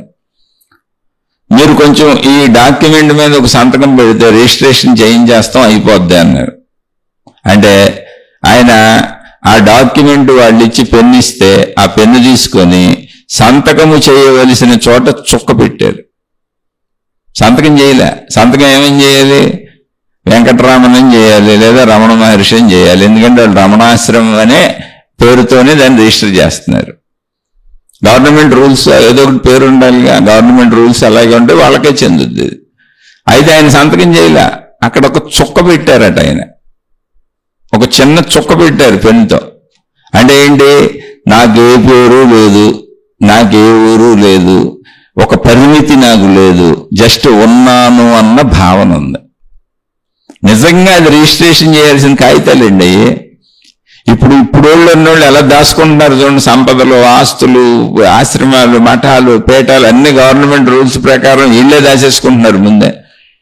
ఇంకా అక్రమంగా గడించే వాళ్ళు బోళ్ళు మంది ఉన్నారు. అంటే విమర్శ కాదు, మంచోళ్ళు ఎప్పుడు ఉన్నారని చెబుతున్నాక మంచోళ్ళని ఎప్పుడు అనుసరించకపోతే జ్ఞానాన్ని పొందలేము. ఇందులో ఉన్న దొంగలు ఎలా తెలుస్తారంటే మీకు దానికి ఉదాహరణ చెప్పే, తనను తానే హైలైట్ చేసుకుంటున్న ప్రతివాడు దొంగ, అంతే, సింపుల్ అంతే. కృతజ్ఞతగా ఎవరన్నా చేయొచ్చు, అది వేరే విషయం అంటున్నా. ఇప్పుడు మనం ఎవరి దగ్గరైనా తెలుసుకున్నప్పుడు, నేర్చుకున్నప్పుడు, పొందినప్పుడు కృతజ్ఞత ఉంటుంది. ఆ కృతజ్ఞత మనం వాళ్ళకి వ్యక్తీకరించినప్పుడు వాళ్ళ ఫోటో పెట్టచ్చు, వాళ్ళ కృతజ్ఞత చెప్పచ్చు, వాళ్ళని పొగడొచ్చు, అది వేరు. తనను తానే పొగుడుకుంటూ, తనను తానే హైలైట్ చేసుకుంటూ, తనను తానే ఒక పెద్ద సృష్టికర్తగా, గురువుగా, ఒక మహాత్ముడిగా, ఒక గురువునిగా, ఒక మాతాజీగా, తన ఒక సమూహాలు తయారు చేసుకుంటూ వెళ్ళిపోయే వాళ్ళందరూ కూడా జంతువులే ఈ ముసుగేసుకున్నారంతే. ఆ తేడా మీరే గమనించాలి, మీకే తెలుస్తుంది. వాళ్ళు ఎవరో కూడా నాకు తెలీదు, మోసాలు ఉంటాయని చెబుతున్నాను అంతే. జాగ్రత్తగా ఉండండి. అయినా జాగ్రత్తగా ఉండాల్సిన అవసరం కూడా లేదు. ఎందుకంటే మోసము చేసిన వాడు మోసపోతాడు తప్ప మోసపోయిన వాడు ఎప్పుడు నమ్మి మోసపోయిన వాడికి నష్టమే ఉండదు. పోతే డబ్బులు పోతాయి, ఏముంది, డబ్బు ఎలా అయినా ఖర్చు అయిపోయేదే. కొంచెం సేవలు చేస్తారు, సేవలకు ఏ ఫలితమైనా ప్రకృతి ఇస్తుంది. నమ్మిన వాళ్ళు నష్టపోయేది ఉండదు. ఎందుకంటే నమ్మిన వాడు ఎప్పుడూ మంచిని ఆచరించుకుంటాడు. దొంగ చెప్పినా మంచి చెప్పాలిగా, సూత్రం అది. ఇక్కడ రమణ భగవానులు చుక్క పెట్టారు. అంటే అసలు నేను అనే భావన ఆయనకుందా? ఇలాంటి సందర్భాలు చెప్పాలంటే ఎన్నో ఉంటాయి. ఆయన జీవిత చరిత్రలు చదువుకోండి. నేను జస్ట్ మనలో ఉన్నటువంటి మన తత్వాన్ని మనం తెలుసుకోవడానికి అవసరమైనటువంటి విషయాలను ఆధ్యాత్మిక చదువు, ఆత్మజ్ఞాన చదువు, అది కూడా వ్యక్తిగత స్వీయ అంతరంగ చదువు, మన కూర్చిన చదువు, వ్యక్తిగతం. ఒక వ్యక్తికి చెప్పదలిచాను, ఒక మానవ జాతికి చెప్పదలిచాను. అందుకని ఒక మహాత్ముడు, ఒక మహనీయును తీసుకొని ప్రత్యేకంగా నేను ప్రచారం చేయదలుచుకోవాలా. మనుషులను, మానవులను మేల్కొల్పటము, అది కూడా నేను మిమ్మల్ని మేల్కొల్పడానికి చెప్పట్లా, నన్ను నేను మేల్కొల్పుకుంటున్నా. మీకు ఉపయోగపడితే వాడుకోండి, లేకపోతే లేదు. నేను ఏ దేవుడికి ప్రచారకర్తను కాదు, నేను ఏ మతానికి ప్రచారకర్తను కాదు, నేను ఏ గురువుకి శిష్యుడిని కాదు, నాకెవరూ లేరు. అందరికీ నేను కృతజ్ఞత కలిగే ఉంటాను. మొత్తం ప్రపంచంలో జ్ఞానాన్ని అందించి మేలు చేసిన అన్ని మతముల మహనీయుల పాదములపై నా శిరస్సు ఉంచి వాళ్ళ పాద ధూళిని నా నెత్తిపై చల్లుకుంటున్నాను. ఎప్పటికీ ఇలాగే చెబుతాను నేను. మీరు అడిగారు కాబట్టి రమణ మహర్షి పేరుతో చెప్పాను. అప్పుడప్పుడు నాకు కూడా రమణ మహర్షి అని కొంతమంది మహాత్ముల పేర్లు వస్తూ ఉంటాయి, ఉటంకిస్తూ ఉంటాను అక్కడక్కడ. ఎందుకని అంటే వాళ్ళ చరిత్రలు నేను చదివాను. ప్రపంచంలో ఉన్న అన్ని చదవలేను నేను. నా వరకు నేను కొన్ని అక్కడక్కడ చదివి తెలుసుకుని నాకు సరిపోయింది. ఇక నాలో ఉన్నటువంటి నేను అనే అజ్ఞానపు పరిమిత భావనలో ఉండేటువంటి జంతువును పోగొట్టుకుని నాలో ఉండేటువంటి నా సంపూర్ణ జ్ఞానతత్వాన్ని తెలుసుకోవాలనే ప్రయత్నం ఇది. ఇది మననం, నాకు మననం. అర్థమైతే మీరు ఆచరించుకోండి, మీ ఇష్టం, మీకు బాగుంటే తీసుకోండి. ఇందులో వద్దనేది ఉంది. అనాదిగా మహాత్ములు అందించి వెళ్ళారు, నేను తీసుకున్నాను. ఆ మహాత్ములు అందించిన దాన్నే మీకు చెబుతున్నాను. మీకు నచ్చితే తీసుకోండి, లేకపోతే వదిలేసేయండి. మీకు అర్థమైతే తీసుకోండి, లేకపోతే వదిలేసేయండి. మీకు అర్థం అవ్వని వాళ్ళందరూ మీకు నచ్చిన మార్గాల్లో సాగిపోండి. అర్థమవుతున్న వాళ్ళు తీసుకొని మీ జీవితంలో ఆచరించుకోండి, హాయిగా ఉండండి. నేను అనే అహంకారము లేని రమణ మహర్షి అక్కడ చుక్కను మాత్రమే పెట్టారు. ఇటువంటి ఎన్నో వారి జీవితంలో ఉంటే కావాలంటే పుస్తకాలు చదువుకోండి. నేను రోజు నేను నాలో ఉన్నటువంటి అజ్ఞానాన్ని సంపూర్ణ జ్ఞానంగా మార్చుకునే వరకు ప్రయత్నించుకుంటున్నటువంటి ఒక సామాన్యుణ్ణి. ఆ ప్రయత్నంలో నాతో నేను చెప్పుకునే మీతో పంచుకుంటున్నాను అంతే.